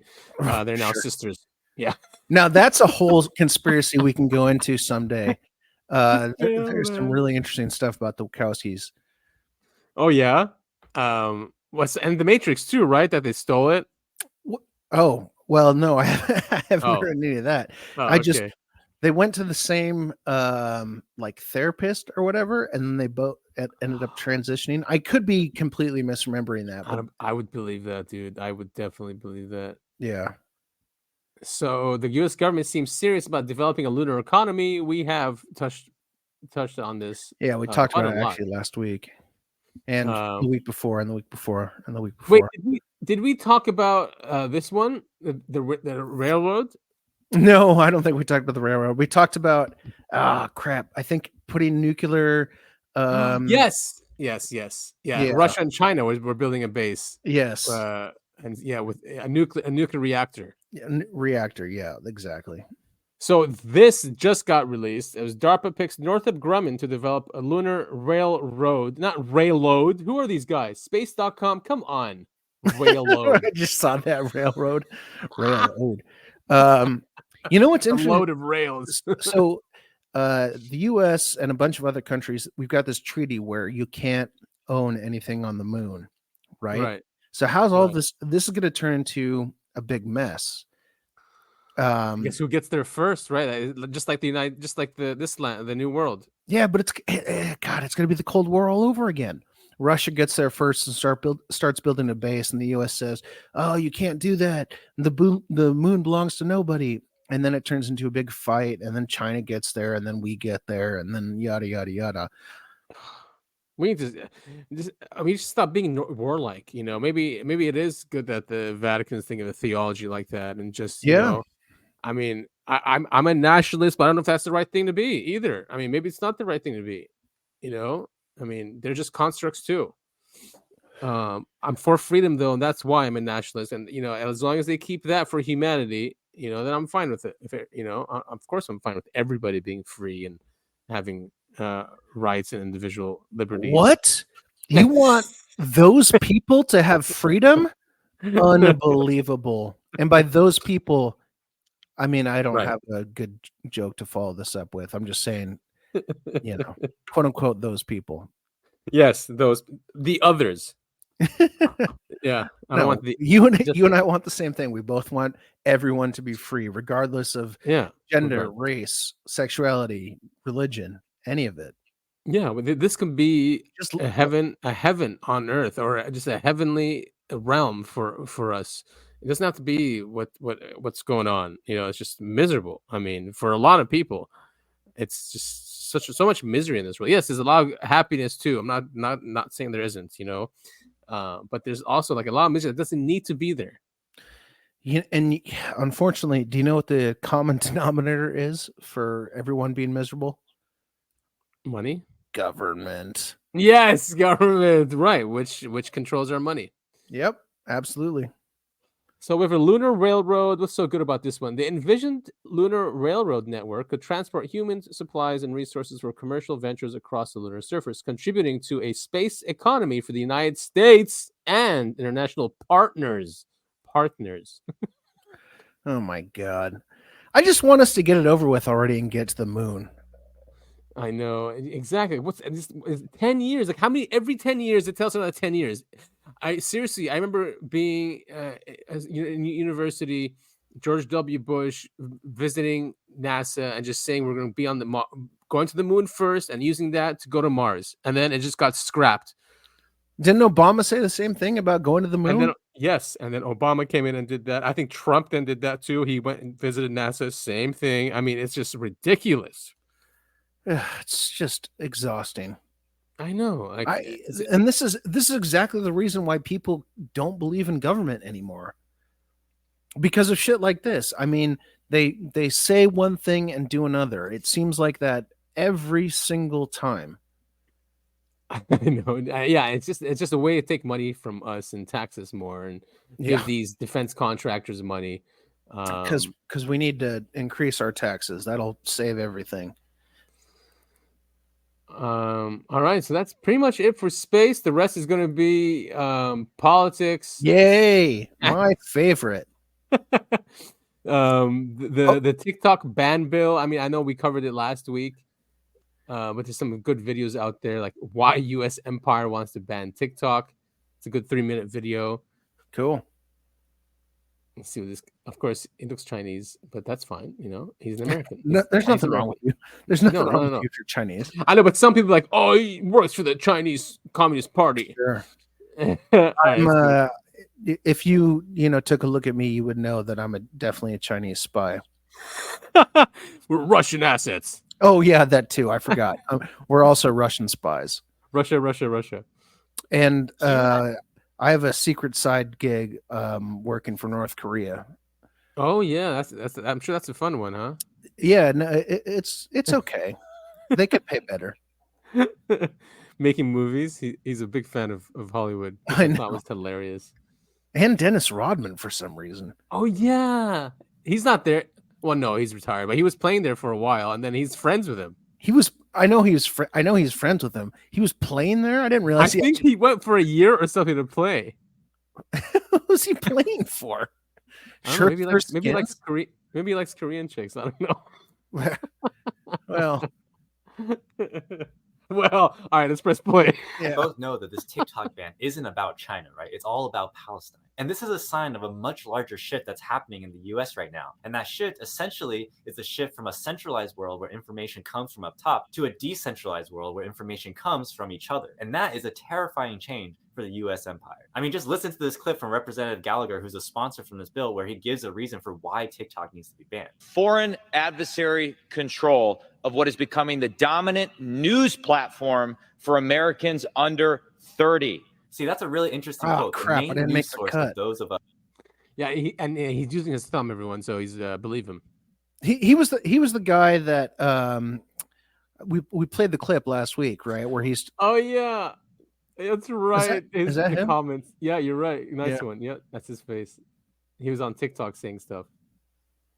Us under 30. But why would that matter so much to Representative Gallagher? Oh yeah, it's because he's taken thousands from AIPAC and he's complicit in a genocide being live streamed on this app. From day one of this conflict, Israel has lost the InfoWars because of apps like this. Statistics show that pro-Palestinian content is viewed 5 times more than pro-Israeli content. And Israel is very well aware of this discrepancy.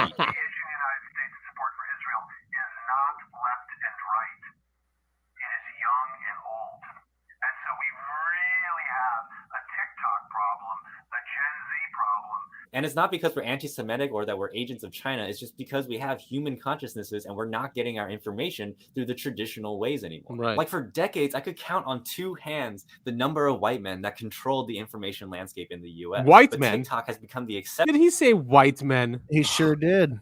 God, man, come on.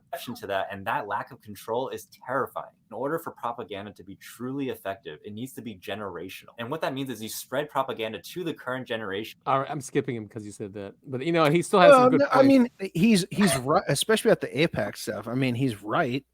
He is right, but I mean, white men control the media. I mean, okay, yeah, they look white, but come on, I mean, it's well known. Well, there's a what? Yes. Never mind. Can't say it on the podcast. I know. Well, here's some more AIPAC stuff going on. I'm just gonna no, never mind. I talked myself out of it. So the Italian mafia in America was run by Jews, and they funded AIPAC. This is why Sergio Leone wrote and directed the movie Once Upon a Time in America. He was sick of Italians getting the blame for it all when it was the Jews. Why do people not know this? We know why. The mobsters who funded AIPAC. So we're getting really close to noticing stuff. I know. You're not allowed to notice. So, This and again, guy's hilarious. I just want to say, we have nothing against the Jewish people. Okay, we're not anti-Semites. We really, really don't like the Jewish government. That's it. Has nothing to do with their race, their religion, whatever. Yeah, it's foreign influence in our government. You know, Yeah. we fund foreign wars, but we don't even care about our border and the people here is ridiculous. I mean, I've been censoring myself because this is how dangerous it is to talk about stuff like this, and that's not okay. I can talk all about the South African government and how terrible they've been, and Germans, and Canadians, and that's okay. But there's one government that you cannot talk about. It's just It's tough. I'll just go with that. But It's, but see, it makes sense because it is mobsters because they act like mobsters. You know, it's they just in their do. behavior. Yeah, they act like It's the the mafia. thing. It's the thing where you own a store and someone comes in and they says, "Hey, if you don't pay us this amount, we're going to break your stuff. If you don't pay us money, we're going to, smash your windows and all that stuff." I mean, that's exactly what this is, just on a larger scale. Yeah, and when Israel was founded, it was the Jewish mob that got the arms there. That sent the money there. You know, now obviously it's our government doing it, and our government acts like a mob. They absolutely do. They've proven it time and time again. Yeah. Not to get this episode canceled, but look at COVID. COVID was totally mob behavior. Oh, complete mob behavior. Yeah, you're not allowed to talk about anything. You're not allowed to take other medicine. Oh yeah, that's right. This one really, I don't know why that one really YouTube just gets it, huh? Yeah. The whole medical misinformation thing. I have an idea why. This guy did a deep dive into APAC and who created it, and we also know JFK and RFK wanted APAC to register as a foreign agent before they got whacked. How does APAC get away with being a tax-exempt organization, all the while having so much influence on our politicians, foreign and domestic policy? Some of you might have seen this clip. Originally called the American Zionist Committee for Public Affairs, APAC was founded in 1951 by Isaiah Keenan, who was a registered Israeli foreign agent. The name was later changed so that it can be registered in the U.S. as a tax-exempt social welfare group, which allowed APAC not to disclose information about the sources of their funding. After watching that clip, I was curious about how APAC could get away with such a thing, so I went through the archives of every public document between 1962 to 1967 of the Israeli lobby. On November 14th of 1962, American journalist Edwin Guthman wrote a letter to Attorney General Robert F. Kennedy. For reference, this was Edwin Guthman. He was an amazing journalist. He was the former press secretary of Attorney General Robert F. Kennedy, John F. Kennedy's brother. In this letter, Edwin Guthman tells Robert Kennedy that the American Zionist Council has been receiving substantial amounts of money for 2 years or more from the American section of the Jewish Agency for Israel for the express purpose of dismantling propaganda about Israel's position in the Middle East. Guthman then tells RFK to go ahead and send a letter to the American Zionist Council to register as a foreign agent. I doubt very much that there will be any fuss. I don't think that the American Zionist Council is in any position to do so. Why? Because the American Zionist Council funneled money from a 501c3, the UJA, for political propaganda purposes. So RFK agrees, and on November 21st of 1962, he sends a letter to the American Zionist Council, basically telling them they've been money laundering and they need to register as a foreign agent.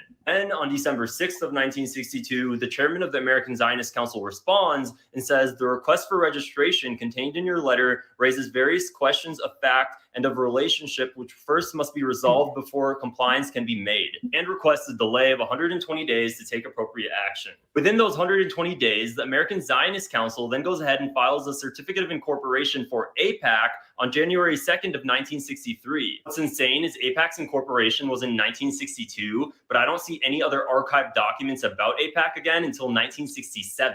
Between then, the American Zionist Council is still alive and thriving, and at the advice of their lawyers, they go ahead and give up the money from the UJA so that way they can avoid registering as a foreign agent. Now, could this money that they gave up have been funneled into the newly incorporated APAC and then funneled back into AZC? Maybe. Regardless, the Department of Justice still tells AZC, we don't care if you gave up the funds, you still need to register as a foreign agent. Then in March of 1963, the AZC sends a letter to the Department of Justice saying, here's a memorandum of law in support that we don't need to file as a foreign agent. The reason the AZC was so against this is because registering as a foreign agent means you have to disclose all of your finances and activities, which obviously they didn't want to do. This then blows up to a Senate hearing on May 23rd of 1963 and another on August 1st of 1963. In between this time, things get heated and a letter is sent to Robert Kennedy saying, if the AZC is registered as a foreign agent, there is risk of offending the Jewish opinion in the United States. However, tons of letters flood in from American Jews, similar to this one, saying, would do grave injustice to 5 million American Jews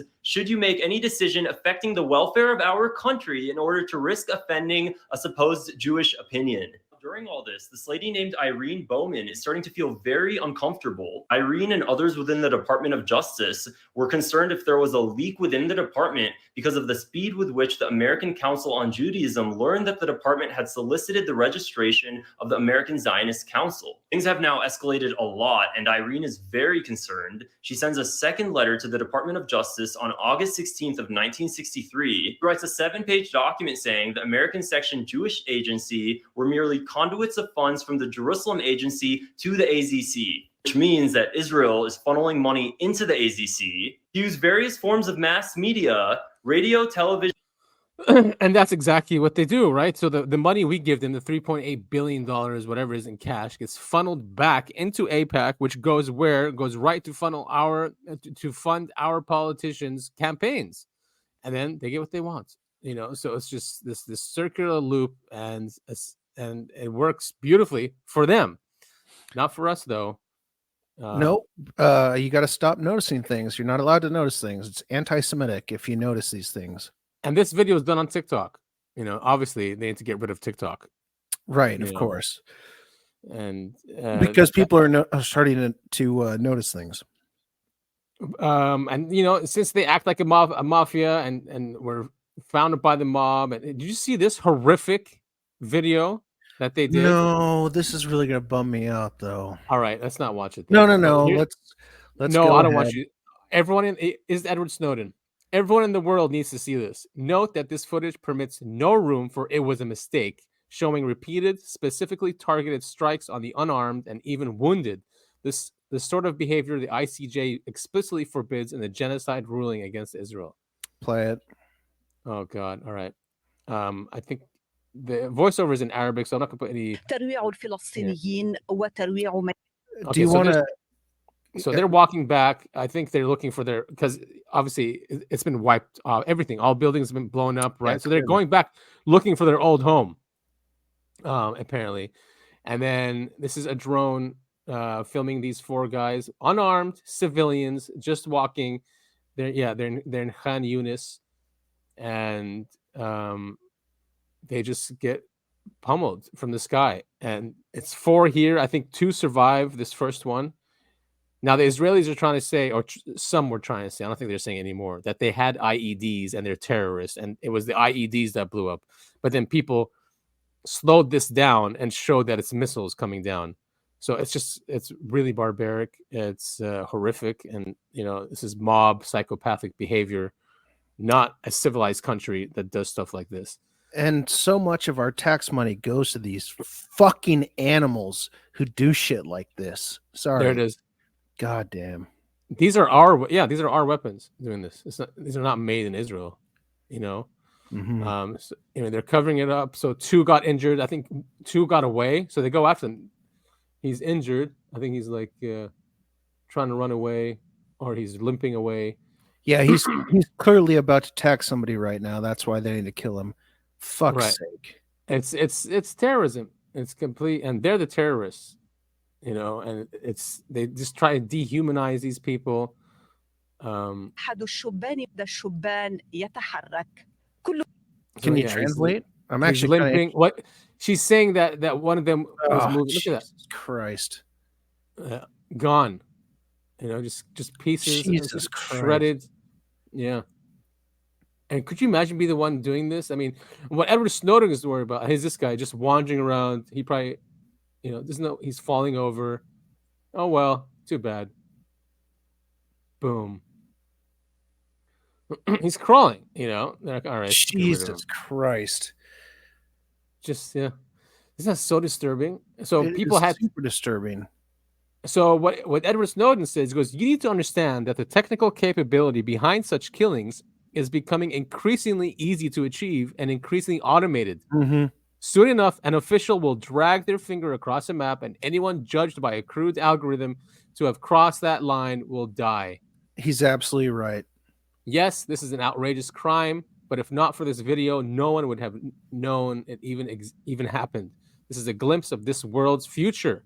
Even if you care nothing for Israel-Palestine, take a moment to care for your own tomorrow. This is not okay. Man, he's spot on.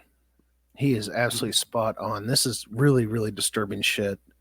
Isn't it? I mean, I can't believe people support Israel after witnessing crimes like this over and over and over again. You should see some of the comments, like, "Oh, they were just," or "Prove it," or "Yeah, they were terrorists. They were carrying bombs." I mean, this is the time they'll come here and do it. Once they're done with that region, you think they're going to stop? They'll go to Europe. They'll come here. You know, they're always saying that, "Oh, Hamas will be here." No, man, they're projecting. You know. Well, and what's really telling for me is they make up all these stories about, oh, Gazans are, you know, raping people or killing people and all this shit, when it turns out it's a complete other way around. Yeah, it's always like that. That's how it works, and it works. It's like mind control, you know. Yeah, that's shit. I had someone a while ago, is from a while ago, but he was doing really bad stuff to us in our business, and this is here. And when we finally went after him, like legally, all he did was he turned around and he started pointing, saying that we were doing the exact same things that he was doing. And it worked in the law. I mean, you know, we ended up having an agreement, but he didn't get that much in trouble. It worked. I mean, Jesus. I mean, never I don't know mind. what to say about human psychology, but you know, this is what I'm talking about with the 80-10-10. 80% of people will just, whatever you tell them, they go, yep, okay, let's do that. Yeah, right. Yeah. And that's what's happening here. So, and these great people have constructed now a massive sacrificial altar in Jerusalem. So this is, oh, good. Yeah, so this is to build the third temple. This is what's going on now. Well, now hold on. This is a pretty wild claim. So let's not zoom over the top. Yes. Okay. Israel has constructed a massive sacrificial altar in Jerusalem to sacrifice a red heifer, build the third temple, and raise the Antichrist. Well, I mean, the reason why is because when they build the third temple, their Messiah has to be there, and in Christianity, that Messiah is a false Messiah or the Antichrist, and the same thing in Islam, by the way. So that's why, yeah. So if that third temple is constructed, they will announce their Messiah, and I've always said he's going to be he's like a neural link. He's probably going to have a neural link in him, and he is going to have godlike powers if he's connected to like all these systems we have, these weather systems, these military systems, and he can just think it with thought alone. That's kind of godlike, don't you think? Yeah, You know? no, for sure. I think, me personally, I think it's a little bit of a longer journey, but the Antichrist will be just a regular kid who grows up to see how evil and terrible the world can be, and that corrupts him slowly but surely. And for whatever reason, he ends up with his finger on the button to launch all the nukes. That's my theory as to what the Antichrist will be. Yeah, and but because also I don't. Yeah, it's not going to be some little kid with horns running around. No.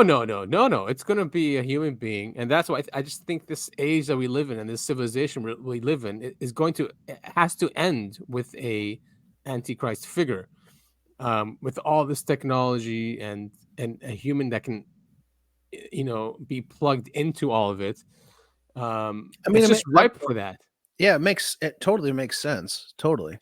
And if it's after like a huge war and people are impoverished, you know, no one's going to know. I mean, you know, if he has godlike powers, people are like, all right, maybe he is the Messiah and he's here and he's going to do billions of people or millions of people, whoever's left. That's a sad thought to think about. But it's crazy how Infowars now is covering this, and they're changing. I mean, Tucker Carlson said that, you know, maybe we should not have, you know, Israel should not be maybe we shouldn't support Israel so much. Alex Jones said that after that clip that we just saw, the horrific clip. Alex Jones even said, and he's a huge, like, you know, Zionist. Yeah. He said, you know, we can't support this, and that's crazy. He's saying that. Yeah, I mean, it's really cool to see people waking up. Hopefully, you know, we all do something about it. Yeah, they're human, you know. I mean, except for like people like Ben Shapiro and those nutcases, they're completely fine with all this. But, you know, like Judge Napolitano also on his show is saying the same thing. Who was that? Was he a senator, a congressman, the one who was screaming about Palestinian kids being dead, or that's okay, like stuff like that. Bye Palestine, goodbye Palestine. He goes, I Yeah, hope you kill more of them. Oh, there's two of them. Yeah, the guy from Tennessee, then the IDF guy. There's an IDF guy in Congress. Yeah, they gave him an award. No wonder the Antichrist could be able to take over here. What a fucked up world we live in. Sorry, listeners. I'm cussing a lot today. I apologize. Well, it is just the age we're in, And here's Neuralink, and the guy Bliss, and I'm an engineer at Neuralink. The guy who, and I gotta say, this is amazing. The guy is a quadriplegic, and I know these things all start with good intentions. He's a quadriplegic, and he is the first. What is it called? Oh man. Okay, hold on. I'm not laughing at anything in this video. I'm laughing at. Okay, have you seen the movie Upgrade? No. Oh, okay. The movie is literally about this, what is happening right now. It's a guy who's a paraplegic, gets a piece of technology in his brain that lets him walk again. I mean, so it all happens for a good cause and a good reason. It's great that this guy can play chess on his computer with his mind. I mean, it's really cool stuff. It is cool stuff, but then it has really scary implications, though. But put it into the hands of the people that run Israel. You know what I mean? Yeah. And that ruling class, put it into the hands of them. What are they going to do with it? Like, seriously, are they benevolent? They are not benevolent. And that's what's so scary, is that all of these things always get abused. Always. It always turns out. Yeah. No kidding. So they're not showing much here. It's just him talking. Him playing chess. I mean, it's still really cool stuff. Yeah, it is. It is really cool stuff. And you're gonna have parents that put this in their humanity might split with this. You're gonna have parents that want their kids to have this in them to be more capable, to be more competitive. And then you're gonna have parents that say, no, I don't want my kids to be like that. Okay, now you really have to watch Upgrade, because you're touching on a lot of subjects that make it into this movie. Okay, yeah, but that's scary though, right? It's because it becomes like two different species. Yeah, I mean, I've kind of had this thought with myself a lot. If, for instance, we all had Neuralink, right, or we all had some sort of chip in our brain that could allow us to listen to music with no phone, no headphones. It's just in our brain. Yeah. Or it allows you to speak a certain language, without it, just translates in your brain, right? Right. And it gives you all these different, upgrades. Would I do it? Because I want to stay human, but you have so many advantages with this kind of technology. Yeah, I was all for it a while ago. It's just I don't trust the people in charge anymore. I don't trust. There's no safeguards. There's no respect for privacy anymore. There's no respect for human, just dignity and liberty, and that's like non-existent when it comes to like these issues and these technologies. And that's what scares me, is that it could be used then to brainwash me or hack into my brain, or I didn't have those fears before because I trusted kind of the system to protect me, but I don't see any safeguards being put in for any of this. Right, exactly. I mean, that freaks me out too. I mean, okay, let's say, for example, you're looking for a new job, and every job that you can find, they require that you have this technology that can make you better or whatever, like the vaccine. Right, exactly. So what do you do? Do you go homeless as a non-enhanced individual? I mean, I hope that our system that we live under would protect those people, or it would say that company requiring that is, not constitutional. Listen to me. I'm saying every single company, every single one, and you are given the choice. Get the upgrade if you want to work.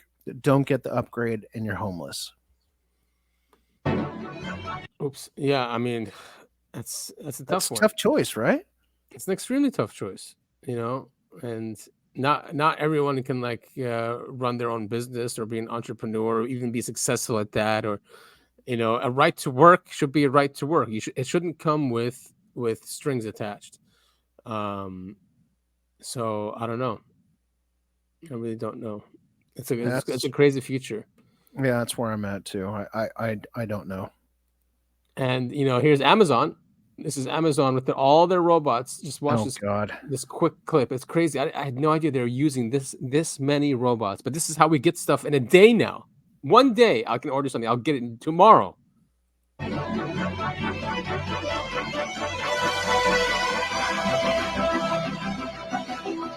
Oh, they're way more terrifying than I thought they'd be. I don't like the legs. Yeah.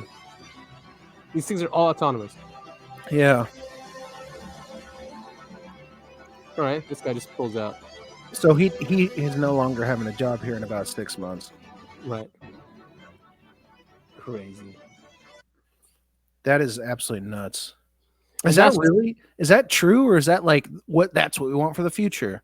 He goes, quote, no one is really using that many robots, Brian. That's all in the future. Well, here are some of the 750,000 Amazon robots in use. My God. So yeah, it's not like that really is scary. And I know a lot of people are like, well, Amazon's always hiring. Well, not for long. It seems like their business plan is to have it completely run by automation. But I mean, who's going to run the business though? Business operations. Eventually, I guess they want robots to do it. I mean, I don't know. It's like, they talk about other replacements. I mean, they're replacing the human species kind of. Because we're rebels, because we're connected to this divine consciousness. Maybe it's a good thing then there's changing theology, because we need the human beings to be respected again and to be revered to what we are. We're not just like these numbers and these things that just consume. I mean, and so much of the power in the world sees us that way. It's so frustrating. Yeah, and that's probably a lot of the misery that's going on in the world, and and the killing and the who cares, let them die. It's just they're just pieces of meat. They forget where we come from, how we've evolved into this. It's really a black pill. Yeah, definitely. We don't have to cover any. Actually, the rest of the stuff, there's this about fossil fuels is a myth. I think we've covered it before. There's a new climate. This actually was a great documentary, and it's all scientists.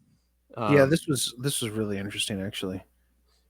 We can just play some clips on it. I have, especially the end. The end is really good about what the goals are of what's going on. But here's just some graphs of of real science, real data of what the ops.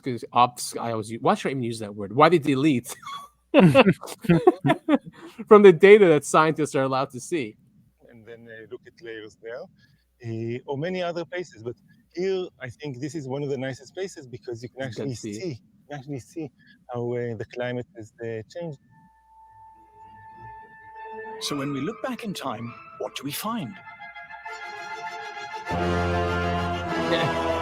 Oh no! For 200 million years, dinosaurs roamed the Earth. An Earth marked by fertile, dense forests, teeming with life. And at no time during those 200 million years were temperatures as cold as they are today. If you go back, let's say, 200 million years, it was maybe 13 degrees warmer than it is now. So on the geological perspective, this is not at all unprecedented. For the last 500 million years, temperatures have varied greatly. But for almost all that time, the Earth was much, much warmer than today. Compared to the last 500 million years, the Earth right now is exceptionally cold. In fact, there are very few times when it's been this cold. We're relatively cold. Maybe not quite the coldest it's been in 500 million years, but pretty close to it. We are in a remarkably cool period if we look over the last 550 million years. In fact, only one other time period in that last 550 million years was the temperature as cool as it is now. The mammals who now inhabit the Earth began to evolve around 60 million years ago, when the world was much warmer than today. If we just look at the last 65 million years, so this is after the dinosaurs go extinct, mammals really start to take over, and our evolutionary ancestors start to live on the land. Any time period within the last 65 million years was warmer than it is essentially today. The Earth's mammals, humans included, appear to thrive when it's warm, warmer than it is now. There's no doubt that warm is better than cold in geological history. We are a tropical species. A human being in the shade, naked, dies at 20 C from hypothermia. We evolved on the equator in Africa, and the only reason we were able to get out of there eventually was fire, shelter, and clothing. Over the last 50 million years, temperatures steadily declined, plunging the Earth into what geologists call the late Cenozoic Ice Age. We are still in that ice age. The reason there's all that ice on the poles is because we're in an ice age. Everybody knows that who knows anything about the history of the Earth. This is an ice age. We're at the tail end of a 50 million year cooling period, and they're saying it's too hot. If we zoom in on the past few million years, we see temperatures sinking, and as they do, fluctuating between extremely cold periods and slightly milder periods. The extremely cold periods are called glacial maxima, when the planet is mostly covered in ice, and the slightly less cold are called glacial minima, when there's just ice at the poles. For the past 10,000 years, fortunately, we've been in a slightly less cold glacial minimum, known as the Holocene. So yeah, With it's a milder great weather, one. human- I definitely recommend watching it. I do want to, just in case some of our listeners don't listen to it, there is some great insights about the politics of climate, and what they're trying to do. It's because so much money has gone into it, right? And people's jobs, and even them knowing. Oh, and of course, people that live off the government because of these grants, and their communities and their universities, all that's all government. Like, they don't really produce, they're not entrepreneurs, they don't produce anything, they're not like real workers. That's why they're all for big government too, and they love censorship and these things. So it does get intermixed with that. But the politics of climate, this is a great section of it. From the start, the climate scare was political. It came from the environmental movement, the sworn enemy of free market industrial capitalism. Finally, we've got them. We can claim that it is the free markets who are destroying the planet, and we need big government to save us. The climate problem, it is said, stems from the irresponsible actions of greedy, feckless individuals who have too many babies and drive too much and consume too many products. How dare you? And of the capitalist corporations who pander to their whims. The solution is for government to have greater power to regulate private companies, but also to guide and reshape the lives and habits of individuals.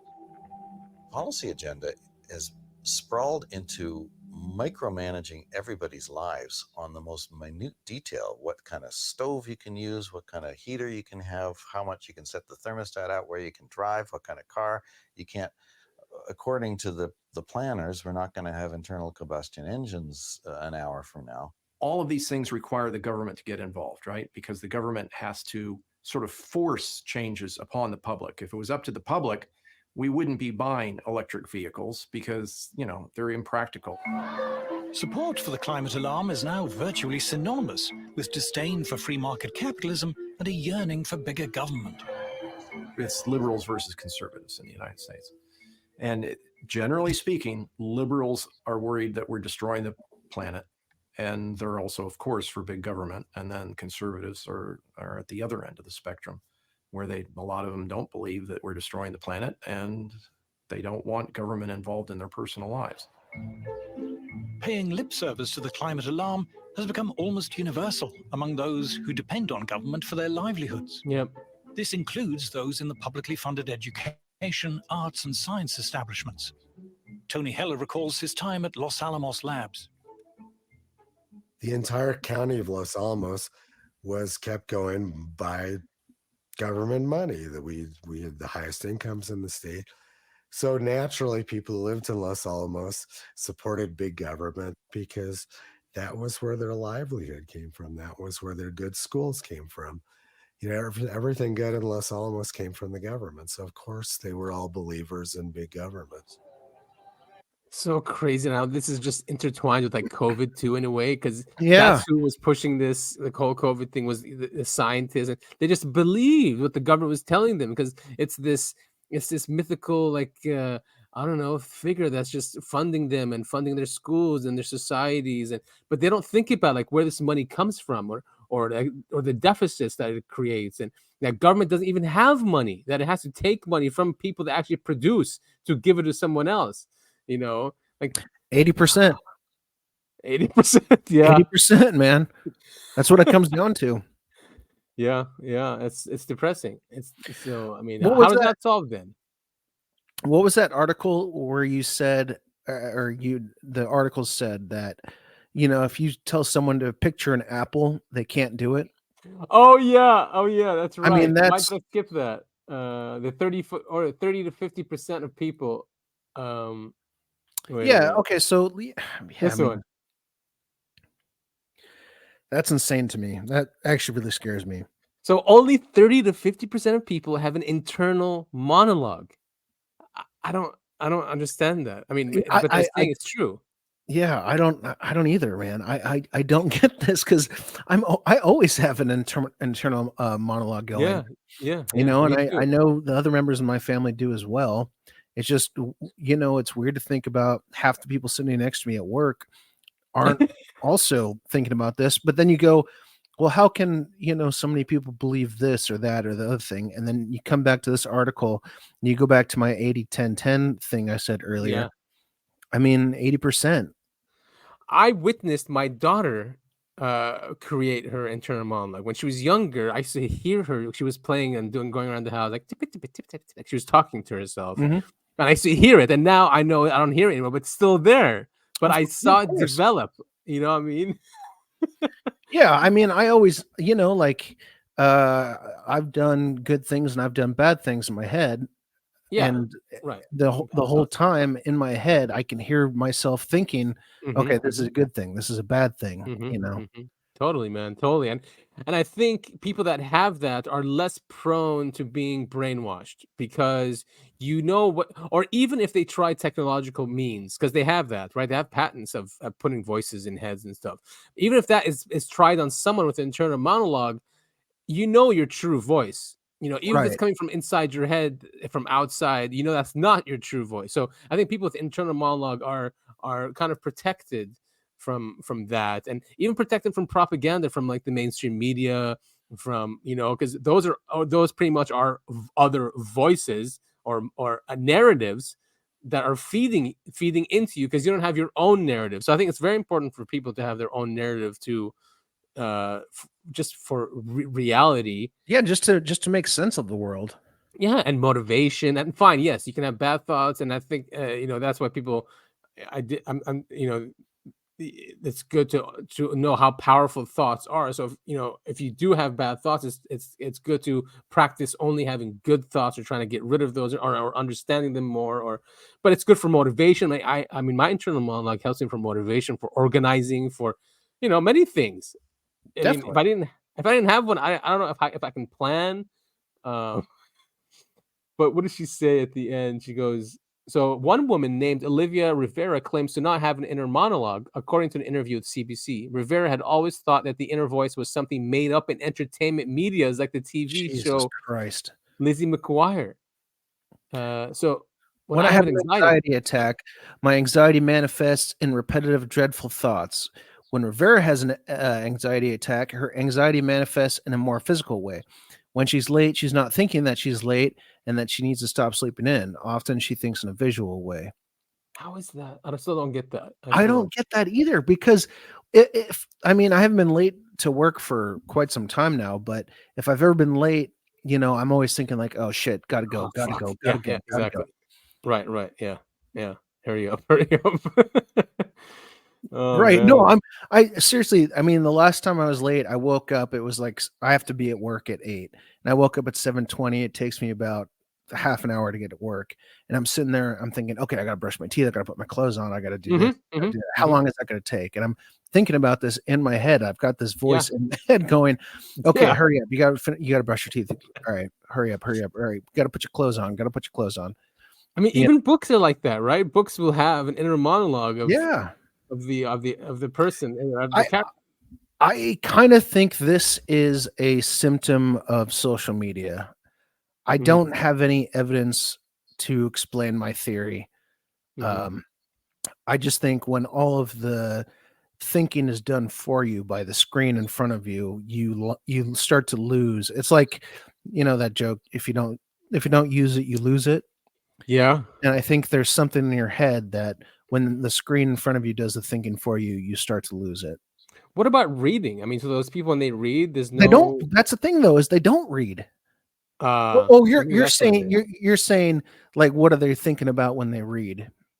Yeah, like when I Like, read, tell me a I picture. have an internal voice reading. Even when I go quickly, it's I don't know. Yeah. Okay.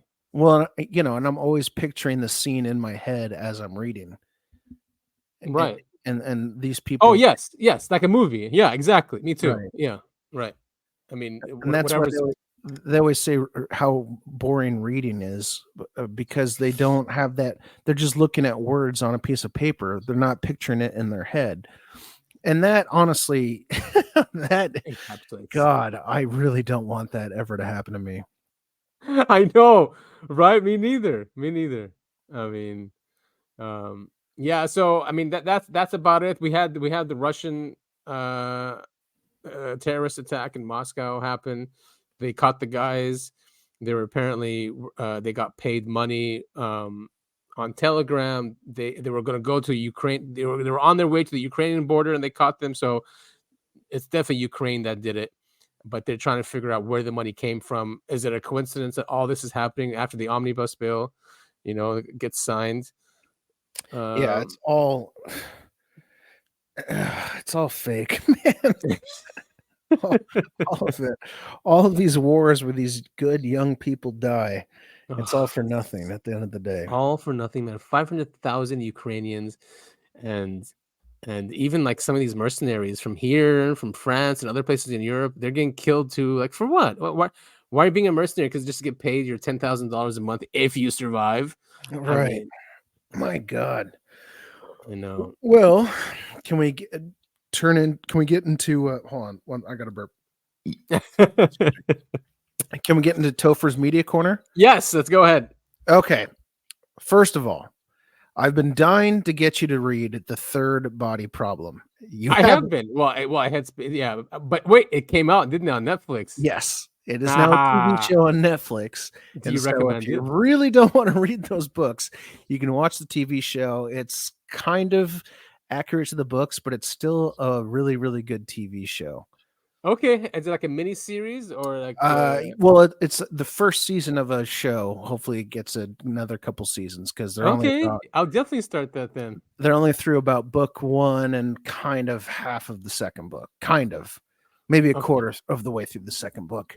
Very cool.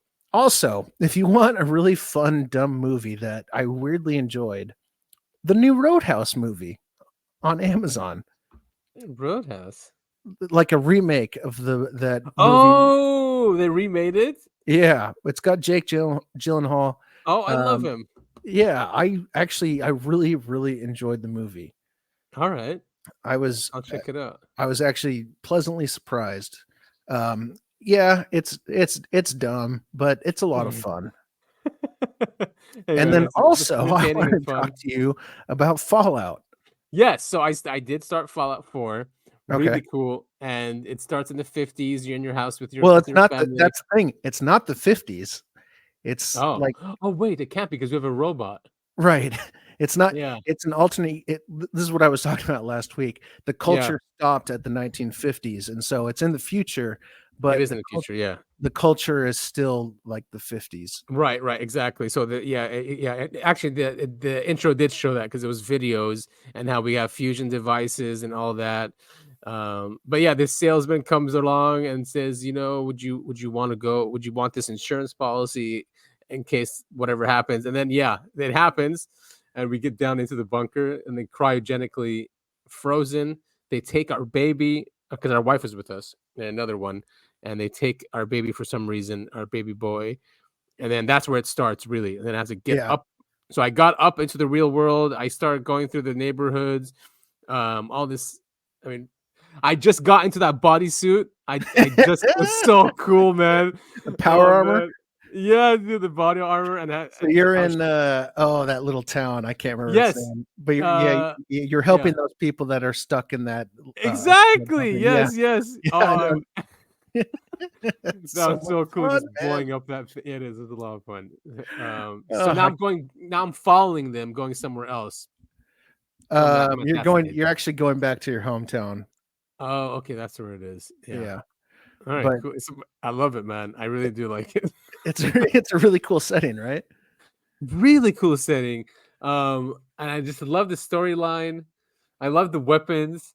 And I just, you know what? I'm really bad at aiming though these games. That's why I don't play too many like first shooter games. I just like the cockroaches that come to me and all these I can't get them. Like, like I don't know why I waste so many bullets on Have you just getting tried? one.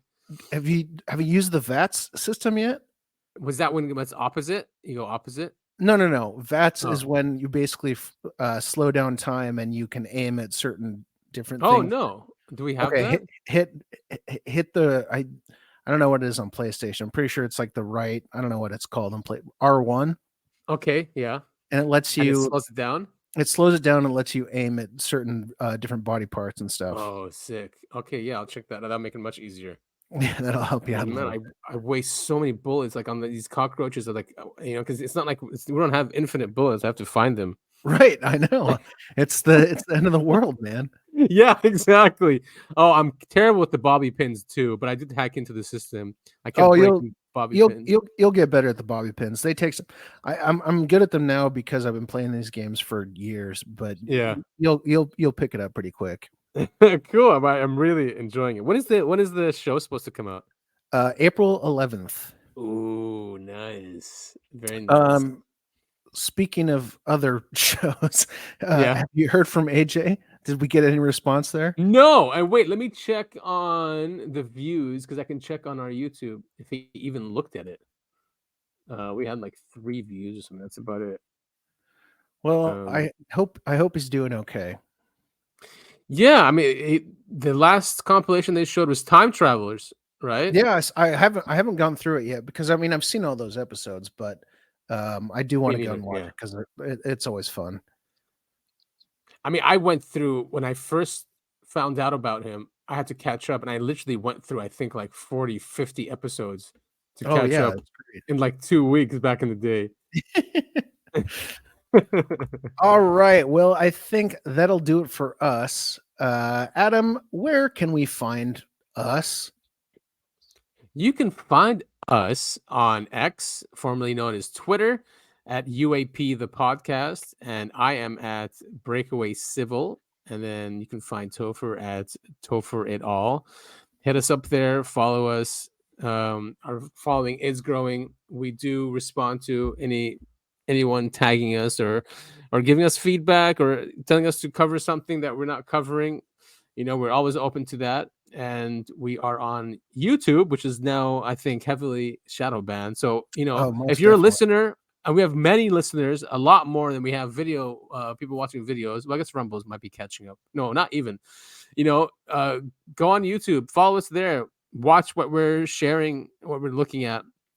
That's at Uncovering Anomalies podcast, and then we're at Rumble at UAP podcast, and also BitChute.